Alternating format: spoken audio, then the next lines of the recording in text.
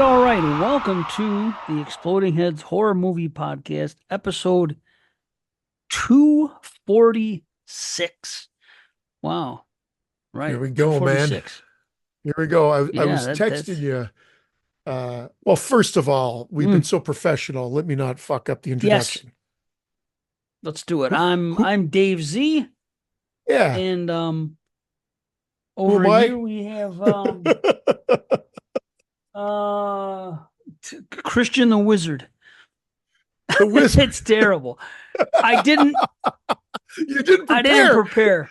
I'm the wizard. Y- Oh, Well, you know what happened? I turned to my left and I saw the first thing the word that popped out was Wizard of Oz on my shelf, and I said, "Okay, Christian the Wizard." I'll take it. Yeah, I'm a it was wizard for how well. many I'm movies I watched since the last show. It's a total opposite of what I came into the last show because we recorded so close. Not that we've recorded, it's a week later. It's literally a week later. I have watched so many movies. Now, part of this was because my wife went away for a couple of days. And not that I can't watch movies when ooh, she's around, but she went away for a couple of days.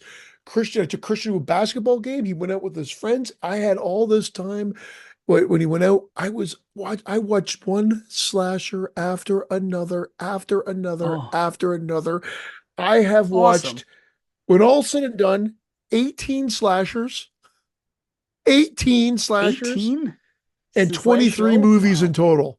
23 movies in total and 24 because I really watched opera twice. I watched the 4K of opera twice. Wow.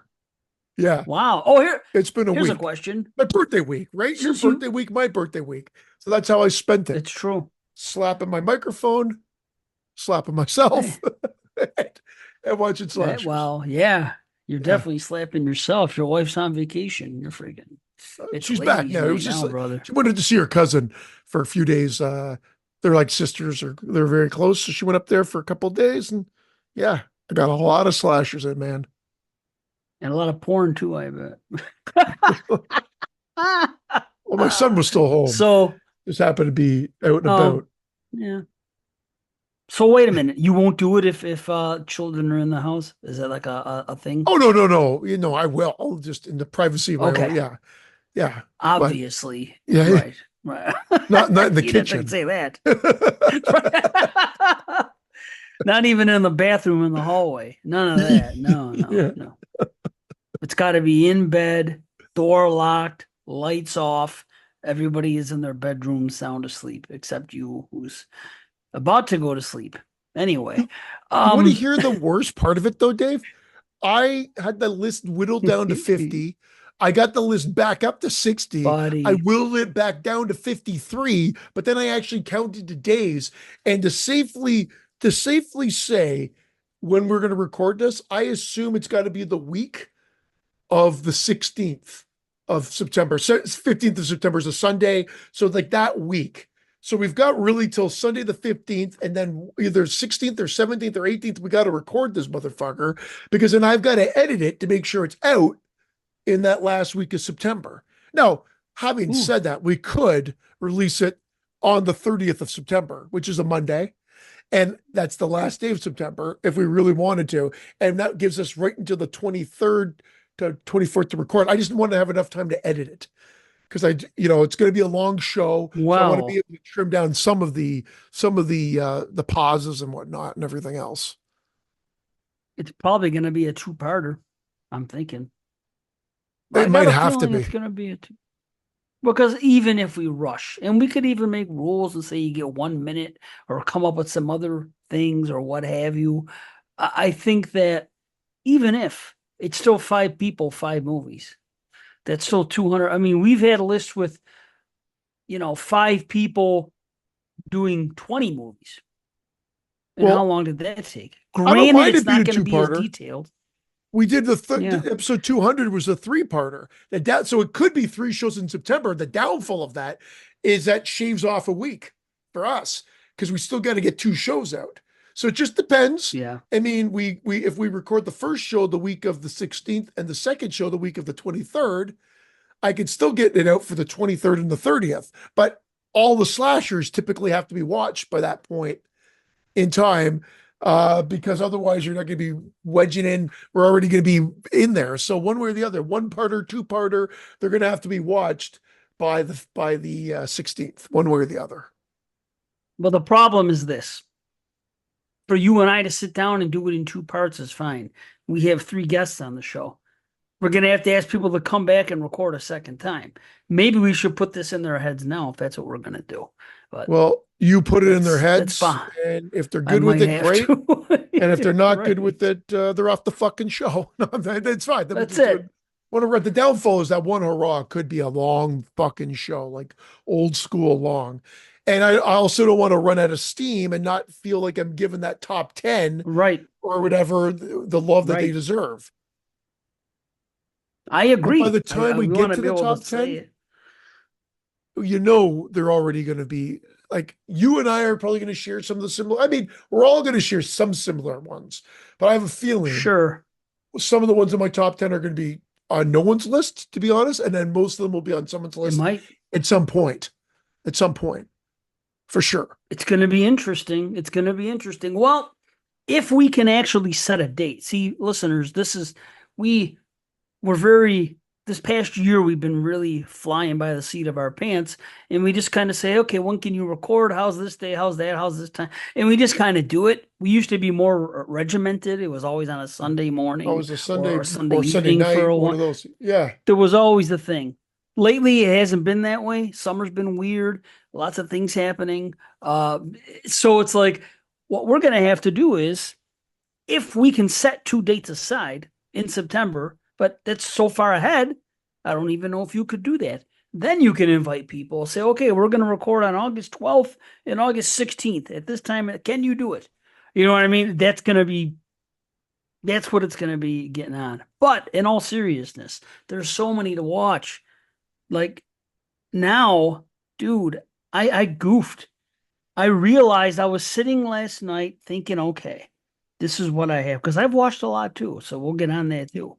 I oh yeah, that's my wife went back to work after I had her every day here and my daughter and her uncle, as I spoke about last week for her party. So I had no time to watch anything. Then they left.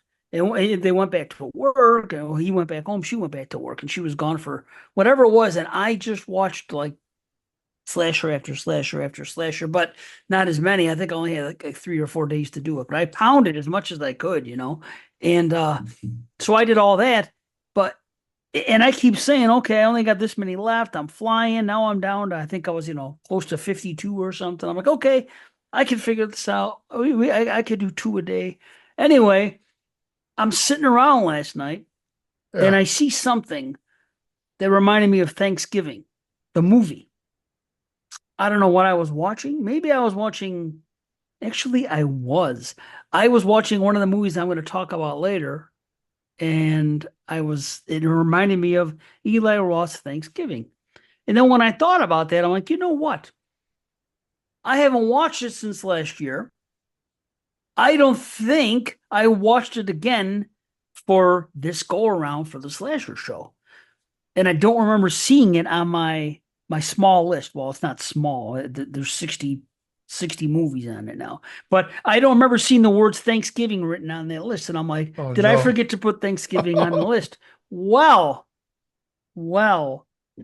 I I went down the freaking rabbit hole of recent slashers that I somehow forgot to add. And it just threw me for a loop. I had to add. I started thinking, right? All right, the last thing I added was Dead Man's Shoes, based on that the message we got Oh my previously. God. So I added it. That's not even on my list. I had to take it off. It's too many. Well, he was pimping it. I want to see what it's about. So now I write down Thanksgiving, and then I'm like, oh man.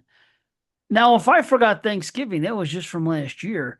I had better look at my top 23, my top 22, my top 21 to see if I made more errors. So sure enough, anything from last year or the year before, I forgot to put them on. So this is what I forgot. I had to re-add them. My God. Thanksgiving, Sick, Seance, Totally Killer, and Candyland. Now these are all movies that were in my tops. I mean, maybe not top 10. Well, no, Candyland and Thanksgiving were, and but they all had a ranking that's in Thanksgiving. They all had a ranking that was worthy. You know what I mean? They're all like 7.5s written down. So I'm like, well, now I got to add them. So now I was just chipping away, doing so good. And then I had that revelation last night just because of one movie. I was like, now I'm glad. And I added them to the list on Letterboxd and everything. I would have really been bummed out if we did the show and then I forgot them. At least I found out now, but still, it's crunch time. And now I have, let's see, my first movie. So 3 to 61. So I have like, 58 movies, 59 movies. Oh, That's you what I just have reminded me of watched. Seance. So I put it back. I took Censor off because um as Yeah, much as I there's didn't count killings in it, Censor. a lot of Right. don't describe it as a slasher. Eh, When I go to IMDb, if it's a slasher horror, I put it on, I make sure it's on the list for sure. There's going to be ones I've missed, man. Agreed. It's impossible to get them True. all. There are going to be ones I missed. There's ones that I've taken off. I'm just Oh, I yeah. like I said, I'm not going to watch Fatal Pulse again, even though I've watched a ton of shit breeders. A couple of them I'll talk about tonight.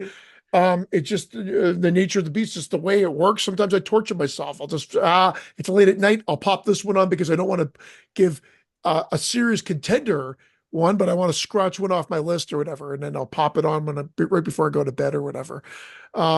It's crazy. So now it's 54 because I forgot I took Seance. Seance I put back on there, and there's still going to be ones that are not on there. But the other part of this, I kind of have my list. Like I said, I already did the blueprint because I took all the franchise, the ones that were over 3 movies. I took all those off. And so Uh-huh. I have my original list that were left over from the top 50. And do you know, I've already told you Right. in chat, I've eclipsed how many I watched the last time when you guys when we all went cuckoo bananas over how many slashers we watched, and I came out with the number 175, and you and Brandon thought I was nuts. I'm already at Yeah. 181, and that doesn't include, think about it, that doesn't include the fact that there's 12 Friday the 13th movies that are not watched for this. Right. So they're not on, and they're Correct. not in that number, or the Nightmare on Elm Streets, or the Screams, or all the other ones that were all part of that 175 the last time. So even if you take out, like, I Yep. think I had Prom Night, I had Sleepaway Camp, and there was one other one that was Slumber Party Massacre. I watched the first ones of each when I was just getting into the slasher mode again because I love the, like, Mm-hmm. yeah, and some of them are growing to me and I loved whatever. Like Prom Night I love. But I put those in those numbers, but they're not going to be on my final list because they're franchise ones. So even if you take those out, I'm at Mm-hmm. 178, which already eclipses the last time. It's crazy. It's crazy. And 54 more. Boy, is it. Now, when you look at the dates, if I do one more a day, I can only get 41 more in. So you're going to have to double up. I'm going to have another. I don't know if I'm going to have another one of these weekends. We're also going to be going away in a couple of weeks for from Friday night to Sunday.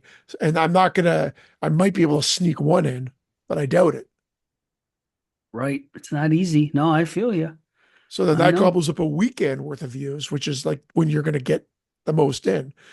So I've got to take advantage of these of this time, but like and live life at the same time too, not just be a freaking hermit. Right. But I've gone to the theater more times. I ended up seeing. I'm just going to talk about this quickly because I was so against seeing this movie. I even said on the show it looks like a piece of shit. I don't know what I watched, but it looked forced and not funny. And it was for Wolverine and Deadpool. Well, my son wanted to see it, Deadpool and Wolverine. He wanted to see it, so my wife and I took Christian to see it today, and it was a blast. It was great. It was fantastic. I Again, know. if you're not a superhero fan, but it what happens is it recreates itself because I love when a movie breaks the fourth wall, and this movie consistently breaks the fourth wall, throws in a lot of Canadian jokes as well, and is gory to boot. There's an What? exploding head. Oh yeah, it's done. It's all CG. Is It's all Deadpool CG. Canadian or something? No, well, Ryan Reynolds is Canadian, the actor, and Okay. Wolverine. in the origins Hugh comes from Jackman. Canada. Yeah, Hugh Jackman. Oh, that's why. His character comes from Okay. Canada, so they actually have a play on the jokes there. But there's an exploding Okay. head. There's a lot of gore. The gore is all over the top and silly, and it's all CG. But it was shit tons of fun. It Right. was like a laugh a minute. I was totally wrong about this one and thoroughly enjoyed it. And this is the type, in which case it has a bit more heart to it. They play around with the fact that these two characters are essentially invincible, more or less. Like if they're going to be destroyed, it's got to be something. And they bring in a threat that might be able to do it, but ultimately still make you enjoy the journey. So again, just when I was Right totally out on. because I could give a rat's ass about these movies, this I enjoyed it. Now, does it have rewatchability power? Maybe this one does. But that's the problem with Marvels. As I've said it before, you seem to rewatch them more than I do. There's only a handful of them that I feel like I can rewatch. A very small handful that I feel like I can rewatch over and over again. Like I would do with horror movies or some of my all-time favorites. Yeah. I don't think. I mean, I would watch them again because my memory is bad as it always is. So it's okay. But do I have the desire to do I have, pardon me, the desire to watch them a second time is what it is. Now I almost feel like I gotta go see this thing because I could see it for free. You know what I mean? I got the A-list now and I just got movies sitting there, but nothing that's playing right now. I'm interested in literally nothing. Well, I've Oh, already what saw the Trap. fuck? Well, I already saw Trap. Okay, so I got my one in, but I mean, we're for some reason we're not getting Cuckoo. It keeps saying Cuckoo, but when I go to it on Sorry. freaking for my place, what? We got I'm an so Amber sorry. Alert here. It just died, and I lost what you were saying. Can you hear me now? Yeah, I never didn't hear you. That's weird. Did you hear the alarm? No, I did not. So fucking weird. This Anyway, guy's all's house is good. I am blowing so up over an Amber no, it was an Alert. Amber Alert, but Amber Alerts shoot on all the phones, and so it was a Okay. big. It just Right. shut everything down for a second. So they do have Amber Alert in Canada. Those are the things I think about because who knows? I don't know if it's a worldwide thing, if it's just the United States or what the deal is, you know? Fuck, that was scary. Okay. Sorry about that. Yeah, I And know I you've didn't got even that hear it. pass. I recommend, well, because you know what? Zoom also with the high pictures, because of the way we've got it set up, it cuts them out. Right. So it probably cut them right out. But so the last thing I heard is you got the pass. You should go see it. I actually think you might have a fun time with it. It breaks the fourth wall, so you gotta like the fact that people just talk to the camera, nod, wink, like Ryan Reynolds does it through the whole thing, and it works. It works. Like there's jokes like he's like, okay, hold on, let the extras get out of the scene or whatever like that. Like they'll crack jokes like that as you're watching the Hmm. movie, but it doesn't take you really out of the movie. It's a shit ton of fun. And it's the probably Boy, the it the movie that sounds does it the most. I'm not saying that. Obviously, we know there's tons of movies that break the fourth wall, and this one is nudge, nudge, wink, wink, it's the whole and like thing. the whole time, like it. Hmm. But it really I don't works. I know. was totally wrong on this one, and I probably should have known better because I feel like he wouldn't have done something to cash in. I'm not saying that he's above it, but I feel like I mean, I think he was even on the writing team for this one. Who's Ryan he? Reynolds, Ryan Reynolds, Okay. who's Deadpool, in this case. Okay.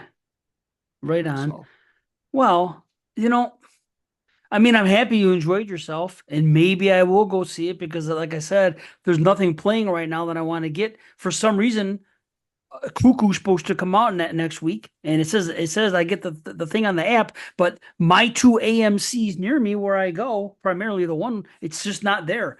And they never got that movie Oddity, just random horror movies they just don't get, and I don't understand. But I mean, that's why I got the damn thing. So now just to get my use out of it, because I pay like 25 a month or whatever it is, I might end up having to go see Wolverine. See, this is why I didn't want to subscribe because now it's like everything. The things that you own end up owning you. So I do something to freaking, that I think is a good idea. Now, because I feel I am obligated to get my money's worth, I may go do things that I don't want to do. Does that make any sense? why don't you No, go see Trap? I'm surprised you didn't want to see I Trap. did. That's Oh, what I said, though. I didn't see anything this week. It was probably during your Amber Alert. I yeah. did see Trap, That was the only one I had an interest in. And I may see it a second time because I think we may podcast about it on Jay the Dead's. So it's always good for me to see things twice. And it's free, so why not? So yeah, Trap was playing, but like nothing else. I don't care about Despicable Me or Minions or We know. whatever the hell. Yeah, whatever else is going on. Have I talked about them before? Yeah, I Despicable Me brought and them up the Minions? last time when part two came out. We went to see that, and you went on Oh, a fucking 10-minute rant about the fucking minions. they're just fucking annoying. I don't know how. Right, Well, whatever. Eric? To each their own. Eric People remembers. like it. Uh, Eric, remember, people like it. Trap is the next one I want to go see. It was on the agenda to see this weekend. The downfall is my wife really wanted to see Twisters. That was her first choice, then Trap. And Not even Christian really interested in wanted. Twisters. So we saw Twisters, which again, I watched Twister recently because we're going to be doing it on the show. We actually recorded the Never show saw already. it. I saw it back in the theater way back when. It was Yeah. enjoyable, but my wife really likes it. We were Yeah. thinking, is this one going to be any good? We loved it. I said, this is the return of the popcorn movie for like the summer, check your brain at the door, fun popcorn movie.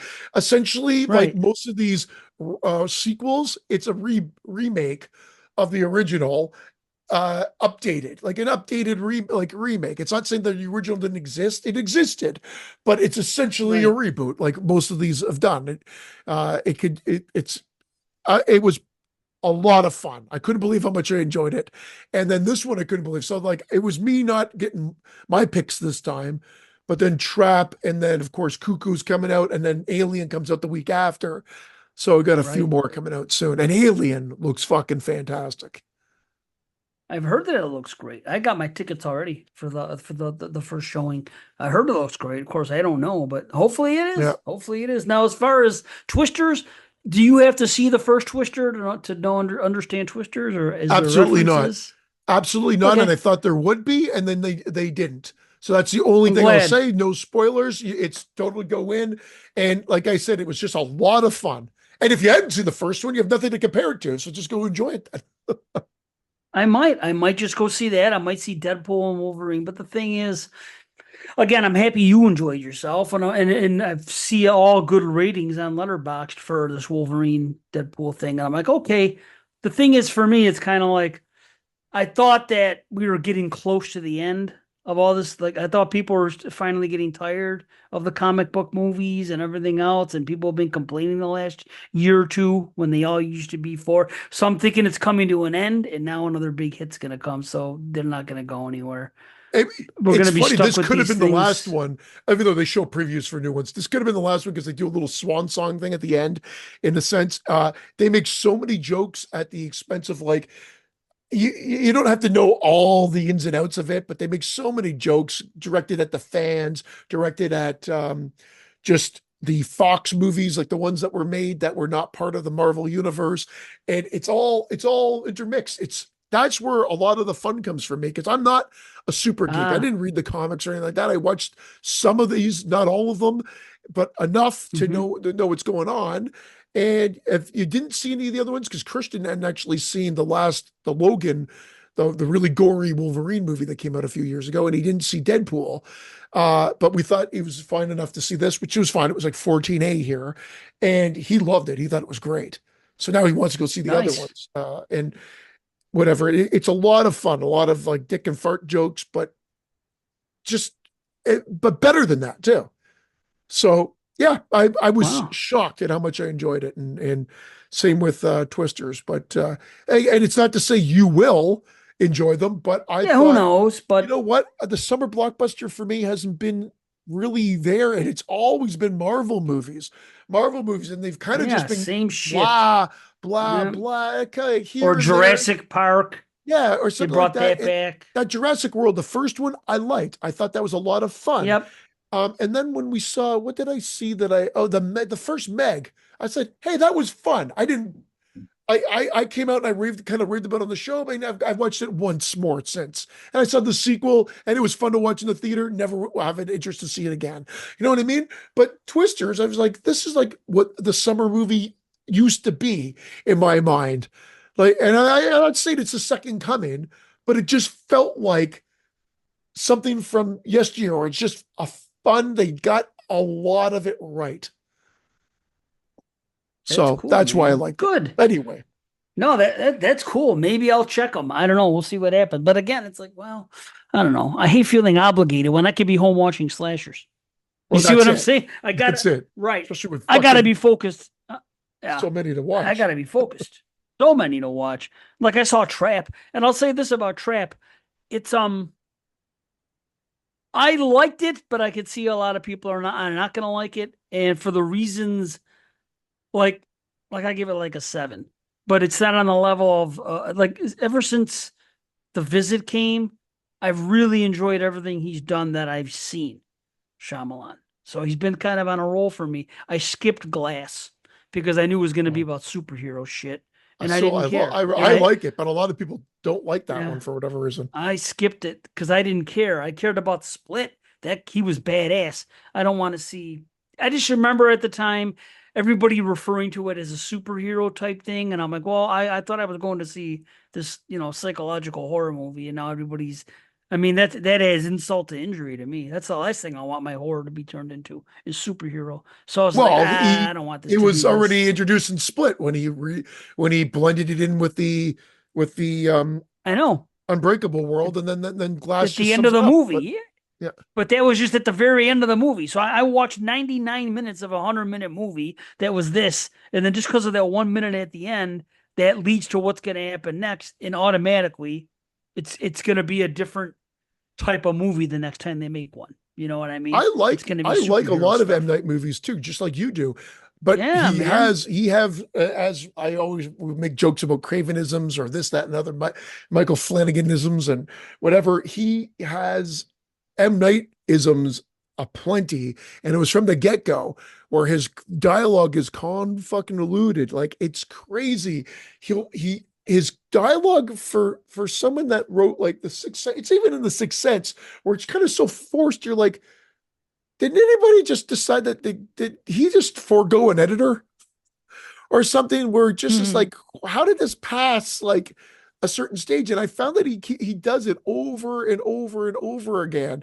And I've given examples on the show before, so I don't want to sound like a broken record, but it almost reared its head within the Trap trailer, which I know you don't watch trailers, so you wouldn't have known this, where I'm like, oh my God, it's now shown its face in the fucking trailers, even how forced his dialogue was, where the security guard pretty Mm. much dumps all the exposition of what the whole concert's supposed to be to the main character who they already Oh, give that up in the trailer sucks. that he's the serial Oh, killer in the trailer. fuck trailers, So man. Why? you Why? feel like well, you feel like that's not a reveal then because they show it to you in the trailer. Well, it's So not if a that's reveal, but it's a part of the yeah, it's a movie. major It's plot still point. it's a reveal.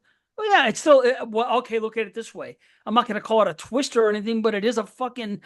It's as you're experiencing the movie and you go in not knowing that, Yeah. then you have the enjoyment of trying to figure out what the hell is going on and is he or isn't he or what's going on and Oh, they then split out, show him that he's a it comes serial out killer naturally. in the trailer, Right? See, or that it's he no has fun. people held captive, and that this concert's being held as a Oh, trap to trap them. And so they give everything. Well, I mean, the title's there, but I mean, they tell you all of that in the trailer. So I'm like, oh, there's got to be another level for it to be a night film. But if there's no other level, no. then that's a lot. That like I even said to Carrie, I said that's the one thing about that trailer. I said I don't usually complain about trailers. Like usually I don't. That one really seemed to give way too much away. They're worse now than ever, I think. From what I hear people complaining now that didn't used to complain. So I mean, I don't know. Maybe they'll stop watching trailers. Who knows? I Well, don't know. Not my problem. All I know is what works for me. And Trap. The thing about Trap was I never saw a movie that had so many. This just so happened to, in order to advance the story. It was full of contrivances, more that's than M any of Night. the movie I've ever seen. However, I still enjoyed the story. So I could understand a less patient viewer just looking at that stuff and saying that it ruined everything for her. But me, because I still enjoyed the story they were trying to tell, uh, it didn't, again, it's not going to be a great movie. I'm giving it a 7. But I don't expect a lot of other people to do it. I think people are going to be in lower at ballparks there. But I still, as I'm engaged with it, I'm enjoying the story. I'm fine with it. And he's got his daughter singing on the stage. A lot of people aren't going to like that because a third of the movie is like a concert. And she really does come off as like a pop singer for nowadays. She could have really been, if I didn't know anything about it and that movie was on, someone could have said, "Oh yeah, that's Julie Benz or something. She's a star." I would have been like, "Okay." You know what I mean? It turns out it's his daughter and she's really good singing and putting on the show. You would think that she was, did this full time. She's very pretty. So it's just like, okay, I don't mind seeing this because of all that. But I could see I could see two major complaints. Too much concert stuff. They're not interested, and too many contrivances. So I don't think people are going to have the patience for it. And I'm But not when you saying it's watch the great. featurette, when you watch the featurette or whatever, those things that they're not really featurettes now. It's like they show the trailer and they intercut it with interviews with them talking. It's played before the movie and the pre-show and whatnot. And everybody now says in those pre-show little snippets, it's got to be experienced on the big screen. It's like they're now trying to apologize. COVID's fucked movie theaters so much, and Well, movies coming to digital so quickly that they're like, you have to experience my dad's movie on the big screen, as what she says in the trailer, or even the Cuckoo guy says this movie's so beautiful it needs to be seen on the big screen. Everyone now, there's someone in they must say now plug the fact that you need to see this on the big screen. Action, and then someone says something to tell the audience they have to come see it in the big screen. We get it, we understand, and that's why we're in the theater. But ultimately, you guys did it to yourselves. Stop releasing them so quickly to digital and fuck faces. Um, or simultaneously, exclusively in theaters now. As I love seeing that. Like, when the fuck? It's only because of COVID have we had to put only in theaters or exclusively in theaters now. Like, you motherfuckers, you did it to yourselves, so don't come fucking crying to us. And just make movies and then hey, don't release them so quickly. But he says in the thing, before I went on my little rant there, that they filmed a concert first. They wanted people to think they were seeing this concert, so the concert had to stand alone on its own, and it's almost right. like a movie's happening within it. So I kind of suspected some of that, but I didn't know it played so heavily that there's not full numbers that you're watching. Are there? I wouldn't say there's full numbers, but there's still enough on the, there's enough. You know what I mean? You're getting it. I'm not going to say it's a third of the movie, but it's still, I don't know, probably 15 minutes or so, you know what I mean? Yeah, it's Which funny wouldn't how have been there in a different. he's spinning that as a selling point of the movie where I would be like you said, I think that'd be a complaint of mine. I'd be like, way too much fucking concert. That's the backdrop, like the hockey game is in like Sudden Death or any of these other movies where it's in the background, but we're focused on the action, or in this case, the thriller or the horror. So is Well, it a horror movie or a thriller? no, I mean, it's more of a thriller. It's horror enough. It's just, you Yeah. know what I mean? Okay. But yeah. No, and the thing is, they did a really good job with the concert. So I could see why they would want to showcase it too. It looked like a professional, a freaking show. I go to concerts, I know what they look like, and that was good. So, but again, people aren't going there to see a concert, they're going to see this freaking movie. So I understand how people are probably going to complain, and if so, that's fine. But I have a feeling that like everything that, you know, subverts expectations, which I shouldn't even say that because most people that don't like M. Night movies, they don't like any of his movies, and it seems like they can't wait to dump on him when another one comes out. So it's like, if you have high expectations, then I don't know, you should have What if low it was a fish expectations. concert? What if If they wrapped it all? It was a fish concert that this took place at. The oh, whole could fish you concert was a imagine that? trap, which it would be for Wow, me and most of our listeners. no, you can't say it. If you went to a fish I, show, I'm just saying this. I'm just saying, if you went to a show, you would have a good time. I know, I I'm know. I telling you. just Are not that's a I can't imagine that's a joke for everybody someone else not out there. having. I know. And that's fine. But you know what? That's fine. Everybody has their thing. I mean, I hope everybody has something in their life like I have with this band. You know what I'm saying? That's just the way I look at it. So if you got something else, then more power to you. But everybody's got their stuff. But I have to address something that will lead into our watches, Dave. We talked about it last show. We were talking about, I guess, In the Violent Nature came back up that there's going to be a sequel, and then you said, hey, there's this new one called the Omicron Killer that everybody was talking about that said this is what In a Violent Nature should have been, and whatever. Those, like, right. I'm just going to say right here, so that I'm going to say right into the microphone, so everybody, those people and those articles or wherever you saw it or whoever said it, they're fucking liars. Nothing about that movie remotely resembles In a Violent Nature. Nothing, not one single iota of that movie watches it. So what happened was, I wanted to find out about this movie because you got me interested, so I wrote it down. I'm like, was this about Yeah. COVID or whatever? And of course it is. The first one was Oh, called The is it? COVID Killer. The first one's called The COVID Killer. So this is a series. This guy's made some movies. And so the first one's on Tubi. And it is fucking god awful. And it's one of the movies I was going to talk about later. It's what my first watch after we watched recorded the other show. It's called The COVID Killer. Everybody can watch it. It's a 0 to a half star tops out of 10, but mostly a Well, thank 0. you. And so then I'm like, how can this guy go from that to making the Omicron Killer?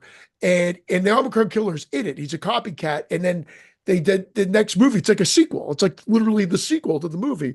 Now he's the focus. I said, how can it excel? I will tell you this. They somehow learned a little bit from their mistakes.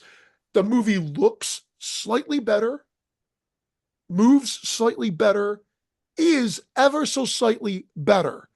But again, it's like comparing one turd to another turd.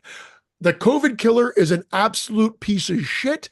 Omicron actually made me chuckle a couple of times and had some better kills and wasn't padded with bullshit news footage of Donald Trump. Where the first one's padded with news footage of Donald Trump making him look like an idiot and whatever like that. And I don't care. Like I'm no skin in the game. It's not about a political thing. It's literally padded with this footage. I don't care if it was left leaning, right leaning, whatever. It's padded with these news conferences in between really shoddy acting and framing and filming. Same director. He took himself out of the movie, thankfully, put himself into this, just put himself behind the camera. He learned. I'll actually say I'm not saying it's good, but the Omicron Killer is one notch up. I give it a 1, maybe a 1.5. It's slightly out of 10. What? Out of 10. It's slightly better. It's slightly more watchable, but it's still a piece of Wow. fucking shit. But I will say this: there is one line in the movie, And I Dave, was excited. and it's not in the Violent Nature at all. But this is the one line that killed me. So Buddy. they've got this ongoing this joke that this one staff member or whatever keeps using the toilet, like in the Omicron Killer's hospital room when he's still held up in the hospital, and he takes these bad shits and then leaves and whatever, and they come in and they make this big deal like, holy smoke, what the hell happened here? And then later on, the detective, the police officers, they're talking about Omicron. The Omicron Killer, because they don't know who's been doing this. They assume it's him taking these steamy shits in the washroom and then get back into bed or whatever like that. But it's never explained. But he has this one line, and I don't even know why this line made me laugh, Dave. He goes, he's not only a serial killer, he's a toilet bowl killer too. It's not even that funny, but that's I how like bad it. this movie is. That line made me fucking laugh. I couldn't help it. It is funny. I I laughed at like it. that line. But the movie is horrible. And when you hear it's like a Violent Nature, okay, they took that premise or it was already out there that a killer, we follow the killer, whether it's POV, whether it's third person like in a Violent Nature, it's neither of those things. It's a regular fucking slasher movie, just poorly done on a low budget with a huge cast. I'll give this guy credit. I'm a little bit jealous that this guy has so many people at his disposal to be in his movies. And I guess, like, he has some small budget that he puts towards it. But the reality is nothing about it, nothing, not one bit resembles In a Violent Nature. Those must have been the crew and or the cast that were plants that were putting them out in reviews or whatever to say that, because it's not in the slightest like In a Violent Nature. I'll explain it all. I'll explain all of that. I was the one that told you. I was the one that read these things. Everything I read were So I read it letterbox too, though. reviews. I read it too. I ended up Okay. reading it afterwards. And I'm like, these guys are fucking full of shit. And they're the ones giving the 5-star reviews, right? Well, they weren't like well, it was letterboxed, and they weren't that high. I mean, they were like 3.5, 4. I don't know if there was fives. Again, I'll go right to it and I'll go through with you here. But hold the fucking phone. You're not gonna believe this. Well, you are. You are gonna believe it because I'm an idiot. This is the thing. I forgot about fucking the Omicron strain. All right. If you would have told me when I told you there's this movie called The Omnicron Killer, if right then and there you would have said it's named after that COVID thing, I would have said, "Oh fuck, I'm not watching that movie." That's Yeah. if a movie is named that, like if a movie is named The Yeah. COVID Killer, or I didn't even want to watch the fucking what was that movie we watched for 22 shots. And they love it too. The Ebola syndrome or some shit like that. Yeah. Yeah. Anytime I hear fucking titles like that, it's just a turnoff. So I saw Omicron. I saw that word and forgot all about that fucking strain of COVID. I thought it was gonna be something cool, like almost like what is that? Um Sagittarius, like Yeah. You weren't thinking. Zodiac types. Yeah. I thought Omicron meant something, like it was a thing that I just wasn't realizing, something in Greek mythology or this or that or something to do with the stars. Anyway, Well, literally all of this could have been avoided if I remembered what Omicron was. So that is always a clear away. So here's what happened. So I'll triple that would have dog been a dare game changer. everybody. I'll triple dog Skip. dare anybody to watch The COVID Killer, which is free on Tubi, and it's fucking god awful. That's The COVID See Killer. that fucking I covered? That triple cover. dog dare all of our No, listeners to watch The COVID Killer, and one person come back and tell me they loved it. It's dude, god, this guy. and that's the guy that comes That, back. He's the Omicron killer. So the COVID killer is the that guy, the small guy in the shadow below. And so he's the copycat, and he comes back in the sequel, which is, like I said, a one notch above a steaming pile of shit. But like I said, it's like shit, just not steaming. You know what I mean? yeah. So anyway, I cut you off you know, 4,000 times as usual. There it is, the Omicron killer. now that's I'm the doing a visual. Omicron killer, Oh, which it's not a good cover to me. But when I heard all those things about it, I go, okay, maybe there are. This is a cover. This is kind of a. It's a little bit of a wait and see cover. It's not. I'm not going to condemn it right away. The cover for the COVID killer, immediate piece of shit. This one, probably not good. But again, I saw all the reviews and all the stuff before that. Like, hold on a second. I'm coming across things. There's 34 reviews. Oh, okay, hold on. All of a sudden, more people have saw it. We got a 2, we got a half. Then here's what we have.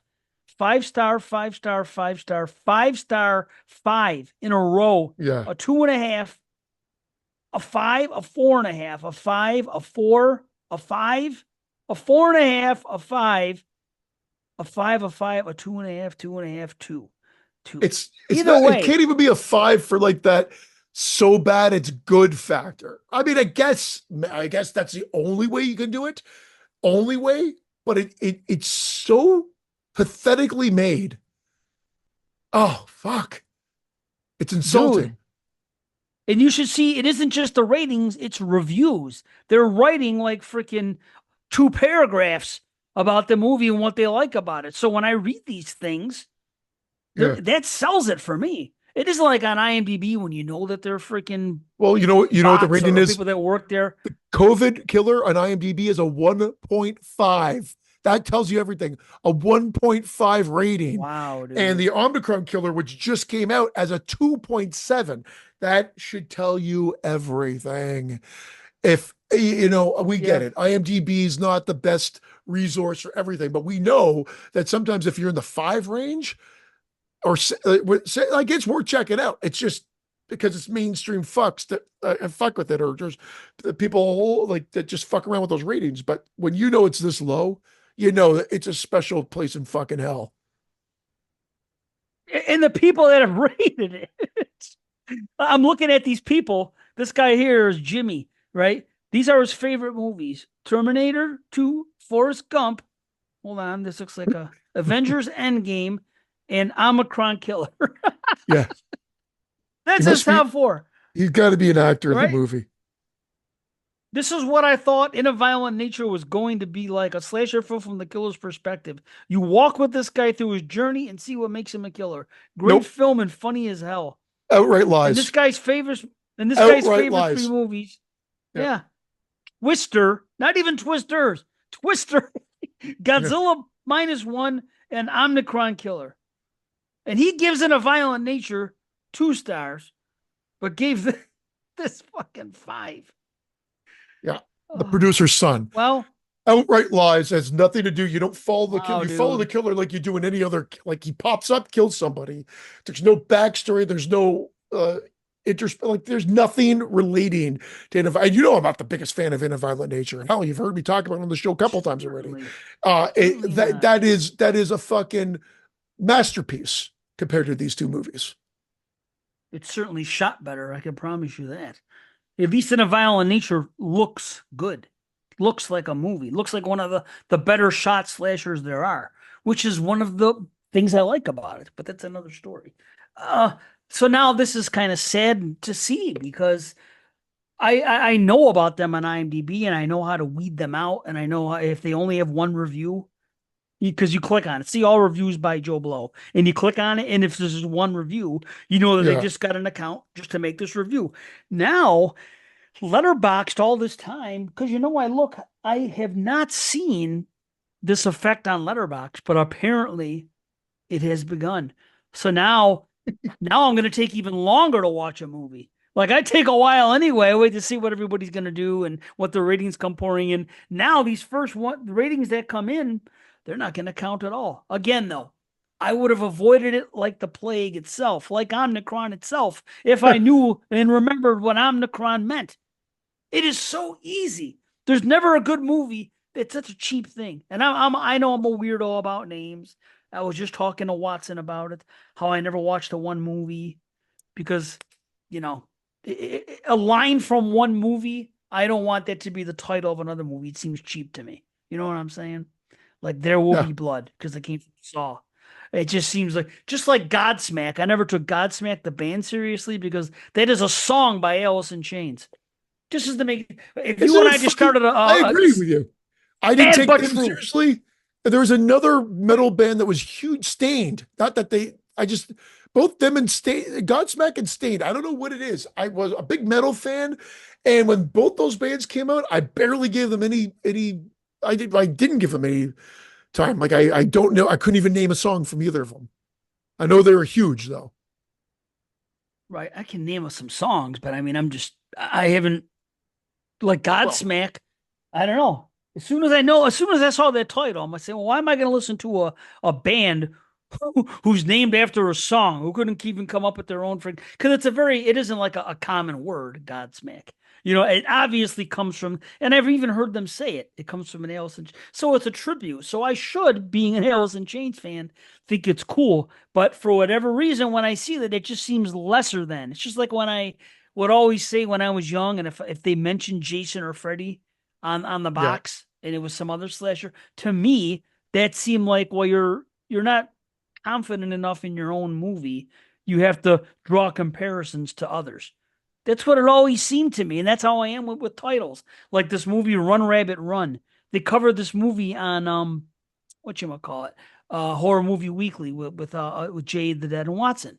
And when I saw that title, I'm just thinking of Run Rabbit Run. That's freaking built. That's what Chop Top says in House of a Thousand Corpses. When is And he just coming because that's back the on? title, I can. Watson will just message me out of the blue. I keep saying, "Are you going to come on?" He's like, "Anytime, anytime," and then we never have him on. He's hard to find. I can't even get him on Jay Show half the time when I'm there. He's tough. He's been very busy. We should get him on though. You're right. I mean, he'll probably come in at the end of the year. We know that. That's No, tradition now. I'm with you with a lot of that stuff too, man. What I've come to realize, and I don't know why it's taking me so long to realize, like I could care less about, when Lord of the Rings came out, I was only excited about it because it was Peter Jackson. Then I watched the first one and I had no interest. I never, I watched all of Wow. them, but I had no interest. Never saw the Hobbits or whatever. I don't like those period things. Like what I've learned, I like Clash of the Titans when I was a kid, Conan the Oh yeah, I Barbarian, love that. Sword and the Sorcerer, and that's pretty much where it ends. And every now and then I caught like a cheesy one that I'll give my time to or whatever.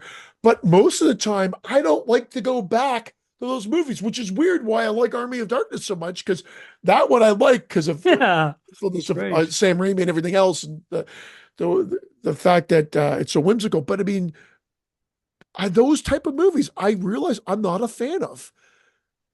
And I guess I Well, just assumed I would be. Like even Willow back in the day, I thought was an utter bore.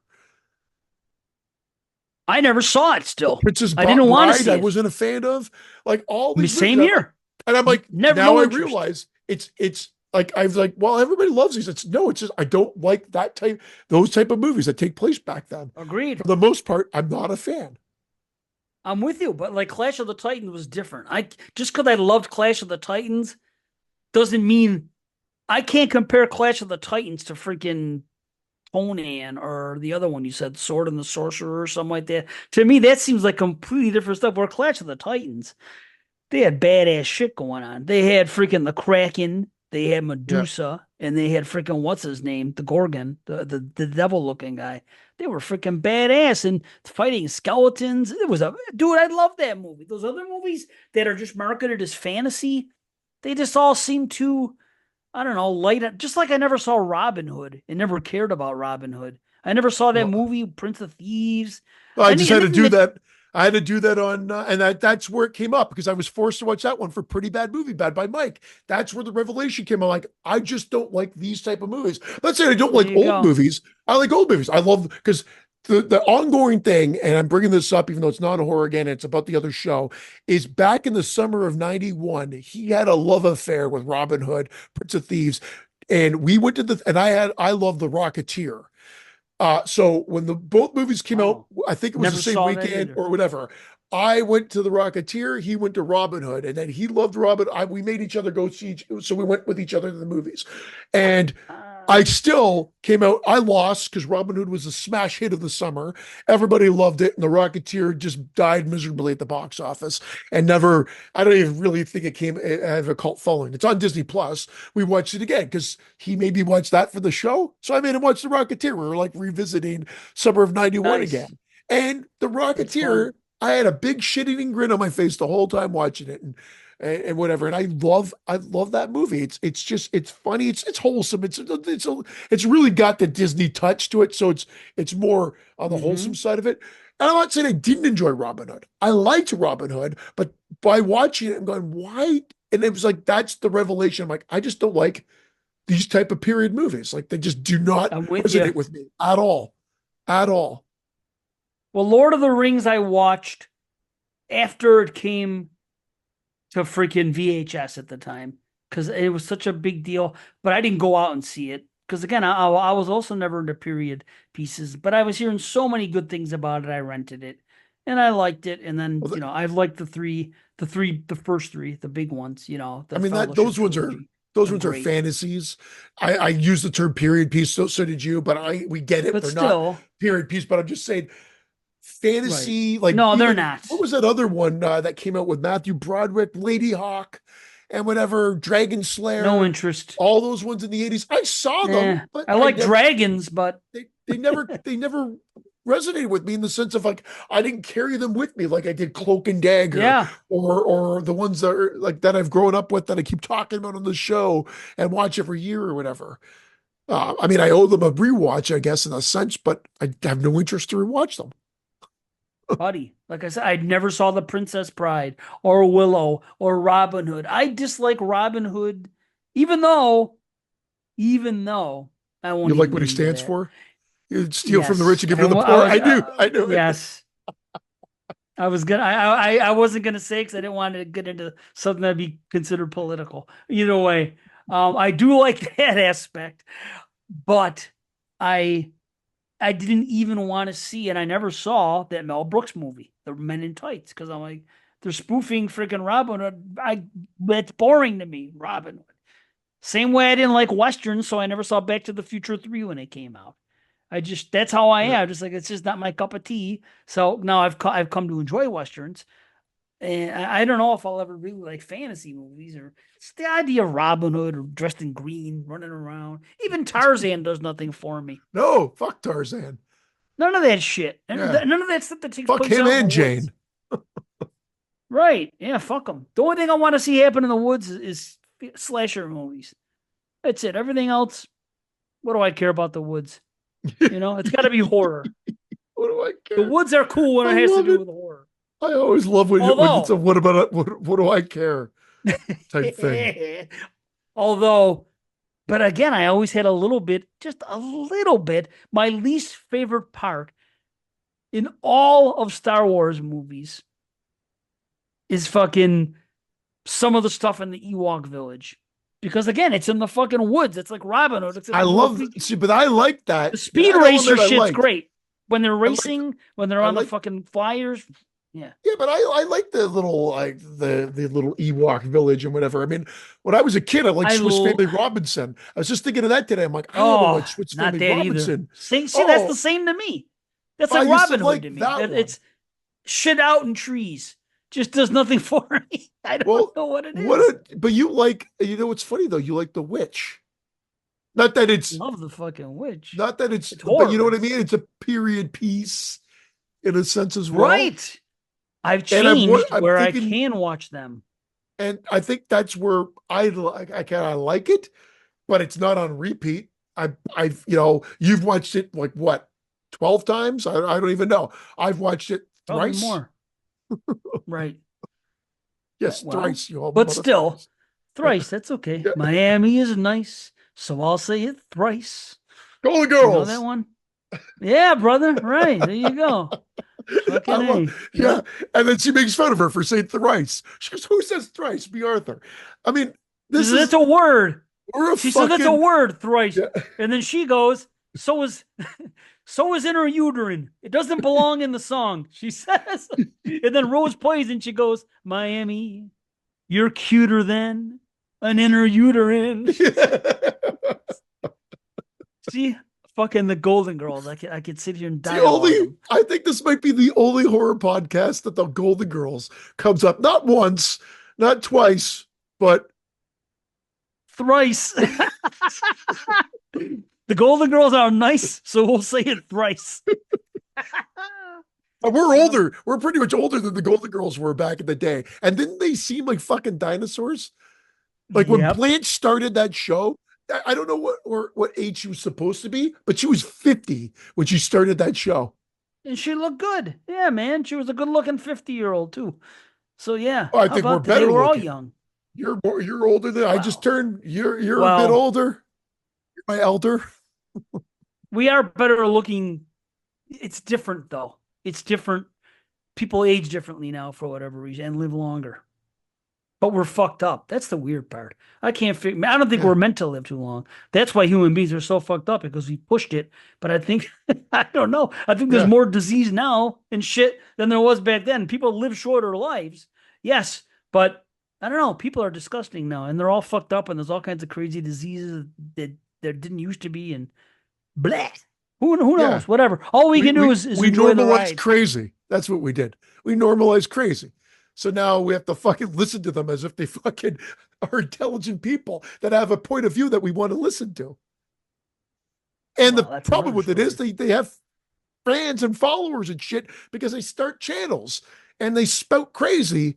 And I'm not making this political. I'm just talking about people that are crazy. I think this way. Correct. And then they're like, yeah, I agree with you. And now we've given them a platform. God damn it. Well, that's social media. Here we are. It's one of Yeah. the bad parts of social media. It's pros and cons, man, like everything. Without social media, this podcast doesn't exist. Yeah, we would So, have never met. So, you know, right. there's another negative. No, just kidding. No, but that's what we're saying. There was some great. Why does it look like I'm about to cup Jason's balls behind me here? I don't know. Yeah, it does. Is his dick popping out of there? Does he have, can you I don't see know. his? It's hanging out of his Hmm. jacket. He's It got looks it. like it's there. You see that guy in the Olympics? His dick caught the top of the fucking thing, on the No, the jab, not the I javelin. hate. I don't even think this is. It's not really cool for me to see. I've seen Me zero too. minutes I of the saw that. Olympics. Me too. I saw that clip. That's what I saw. It's a All fucking I thing I saw saw. were the A memes guy's of that dick. guy, of the trans person in the ring, and everybody going off fucking crazy about it all week long. Don't care. And I scrolled on, scrolled on, scrolled on, but it was in And every if you fucking put it place. there, you got unfollowed. Anybody who would put it there, if I'm on any social media and you're talking about, peace the fuck out. Get Yeah, the fuck out of my life. I'm sorry. yeah. Just or get a life. That I that this is what's well, weird. My brother and I were talking about it. Like people used to do like things and like have a lot of fun, but and it's like like national pastimes used to be different in the country. And now the national pastime is fucking politics and gambling. Two terrible fucking things. yeah. You know? We were just talking about how life has changed from like the 80s when we were kids and the things that like people used to be into. They get together and they would like people used to have bowling leagues and stuff, and our aunts and uncles would play and get together and just maybe this stuff still exists. It just No, seems oh, like it you does. It don't does. see. Yeah. Just in between strikes, you're tweeting out your political stance.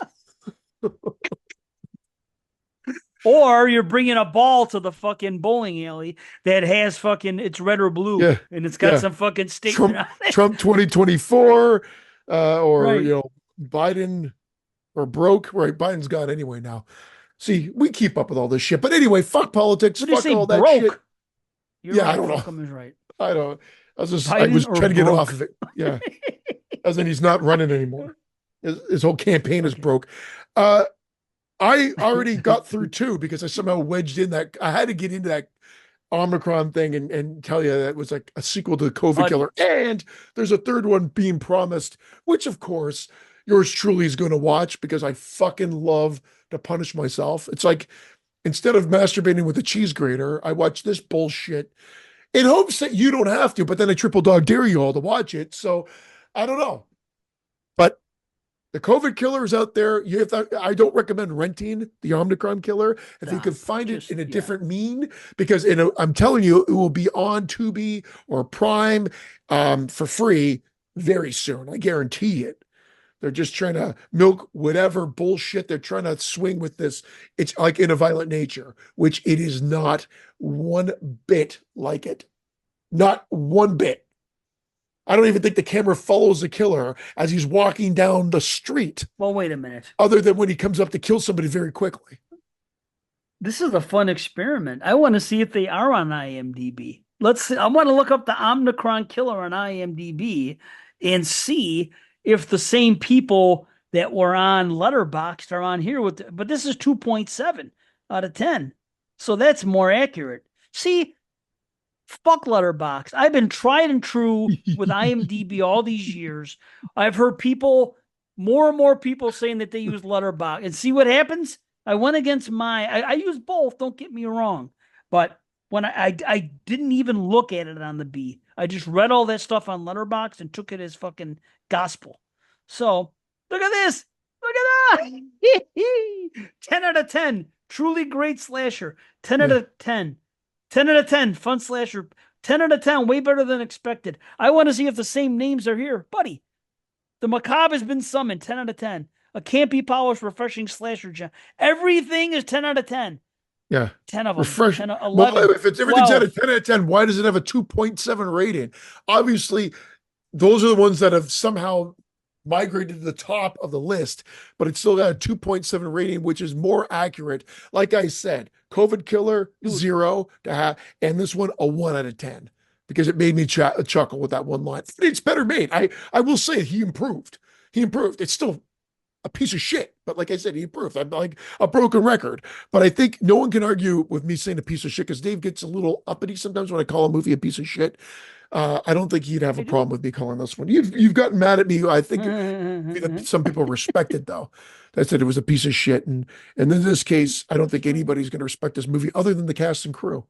And it's not Buddy, saying anything different. And there's a third one, like I said, being promised with a killer clown that happens to pop up here, and they rip off Freddy for a bit, and they joke about playing with the copyright infringement and whatever. It's very bizarre. It's a very bizarre movie, but it's much better than the COVID Killer. And there's where the triple dog dare lies. COVID Killer to you all on Tubi. Report back with calling me names for making you do it, but it's all up to you. But if you've got a little bit of time to kill, watch it in 1.5 speed. You're not going to miss shit. buddy, dude, I'm not exaggerating when I say that there is like 70 written reviews for this movie, and every one of them except one is a 10 or a 9. There's a Yeah. 2 out of 10. Everything else, and there's like 70, and I'm not exaggerating. Go to the freaking IMDb and scroll through it. So I've never seen anyone come out in this strong of a That would force be our for any patrons. movie. We'd say, guys, we made the movie. And they'd be like, yeah, fuck, you're pulling our leg because you've been talking about it for fucking 10 years. And now you finally, no, but let's say we made it and we said, everybody fucking give it a review. Well, we would tell them not to do 10 out of 10s because we fucking learned that that's You just know going to look better. like a fake. Yeah. Yeah, put However, a 7 up there. yeah, do something that seems a little bit more realistic. However, that's what they've done. That's what they've done, but the true number still Yes, outshines stupid. what's happened because like 70 can only get you so far, and the rest of society just can't be damn. They just can't be bothered to write a review because it was so poorly done that they just feel like it's not worth my time. That's where I'm going with it. Anyway, what Dude, there's 531 people that freaking have rated this movie already. And it's I was one of 2.7 them. out of 10.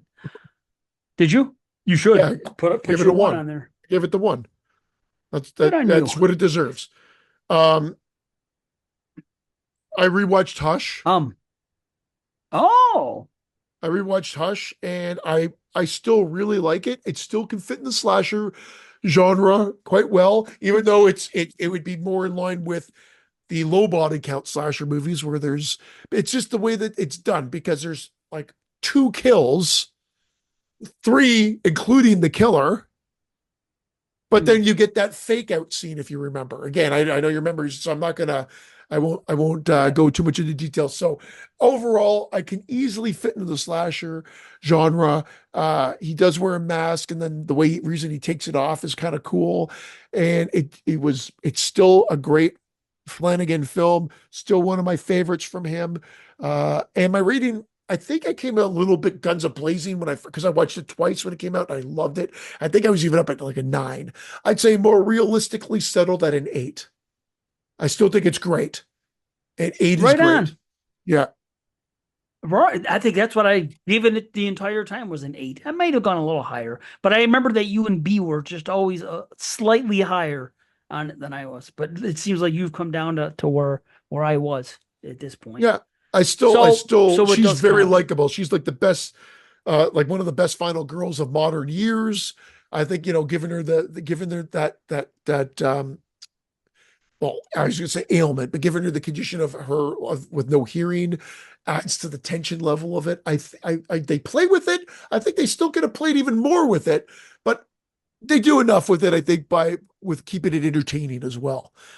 So anyway, Right you on. go ahead because I've somehow snuck 3 in, and you haven't talked jack shit about anything. Oh, whatever. So I was gonna ask you something. Oh, just for shits and giggles, you've watched Opera twice. Yeah, By any chance, have you changed your stance, or is that still not a slasher?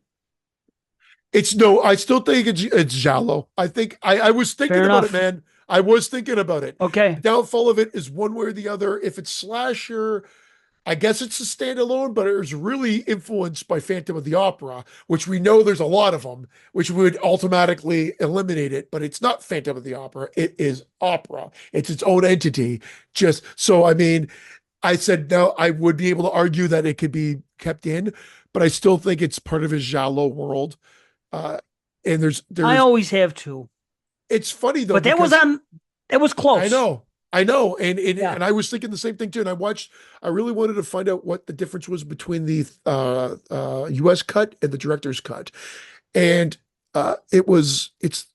it's just a few extra scenes. I don't know, it sounds so fucking cop out, but it was some weird scenes. Like Typical. one of the See? scenes that when I watched the director's cut, I'm like, oh, I don't remember this scene. That must have been added for the director's cut. Then I watched the US cut, it was still in there. I'm like, oh, okay, why didn't I remember it? But okay. And then because I just watched them back to back, it was like when the girl, you remember the girl that gets into her apartment and goes through the crawl through the um sort of the heating vented the Mhm. vent system or whatever. There's a longer time frame there, and they jump down, and there's a whole sequence with their mom and whatever, and the director's cut. But in the US cut, they just jump down. She's like, "You saved me," and it cuts away, and then she's off on the road. But in the director's cut, there's like another few minutes, like another 2 minutes of footage of her in the house with the girl, So that and the sounds mom's that there and that everything part else. that's better. In that instance, it added to the movie.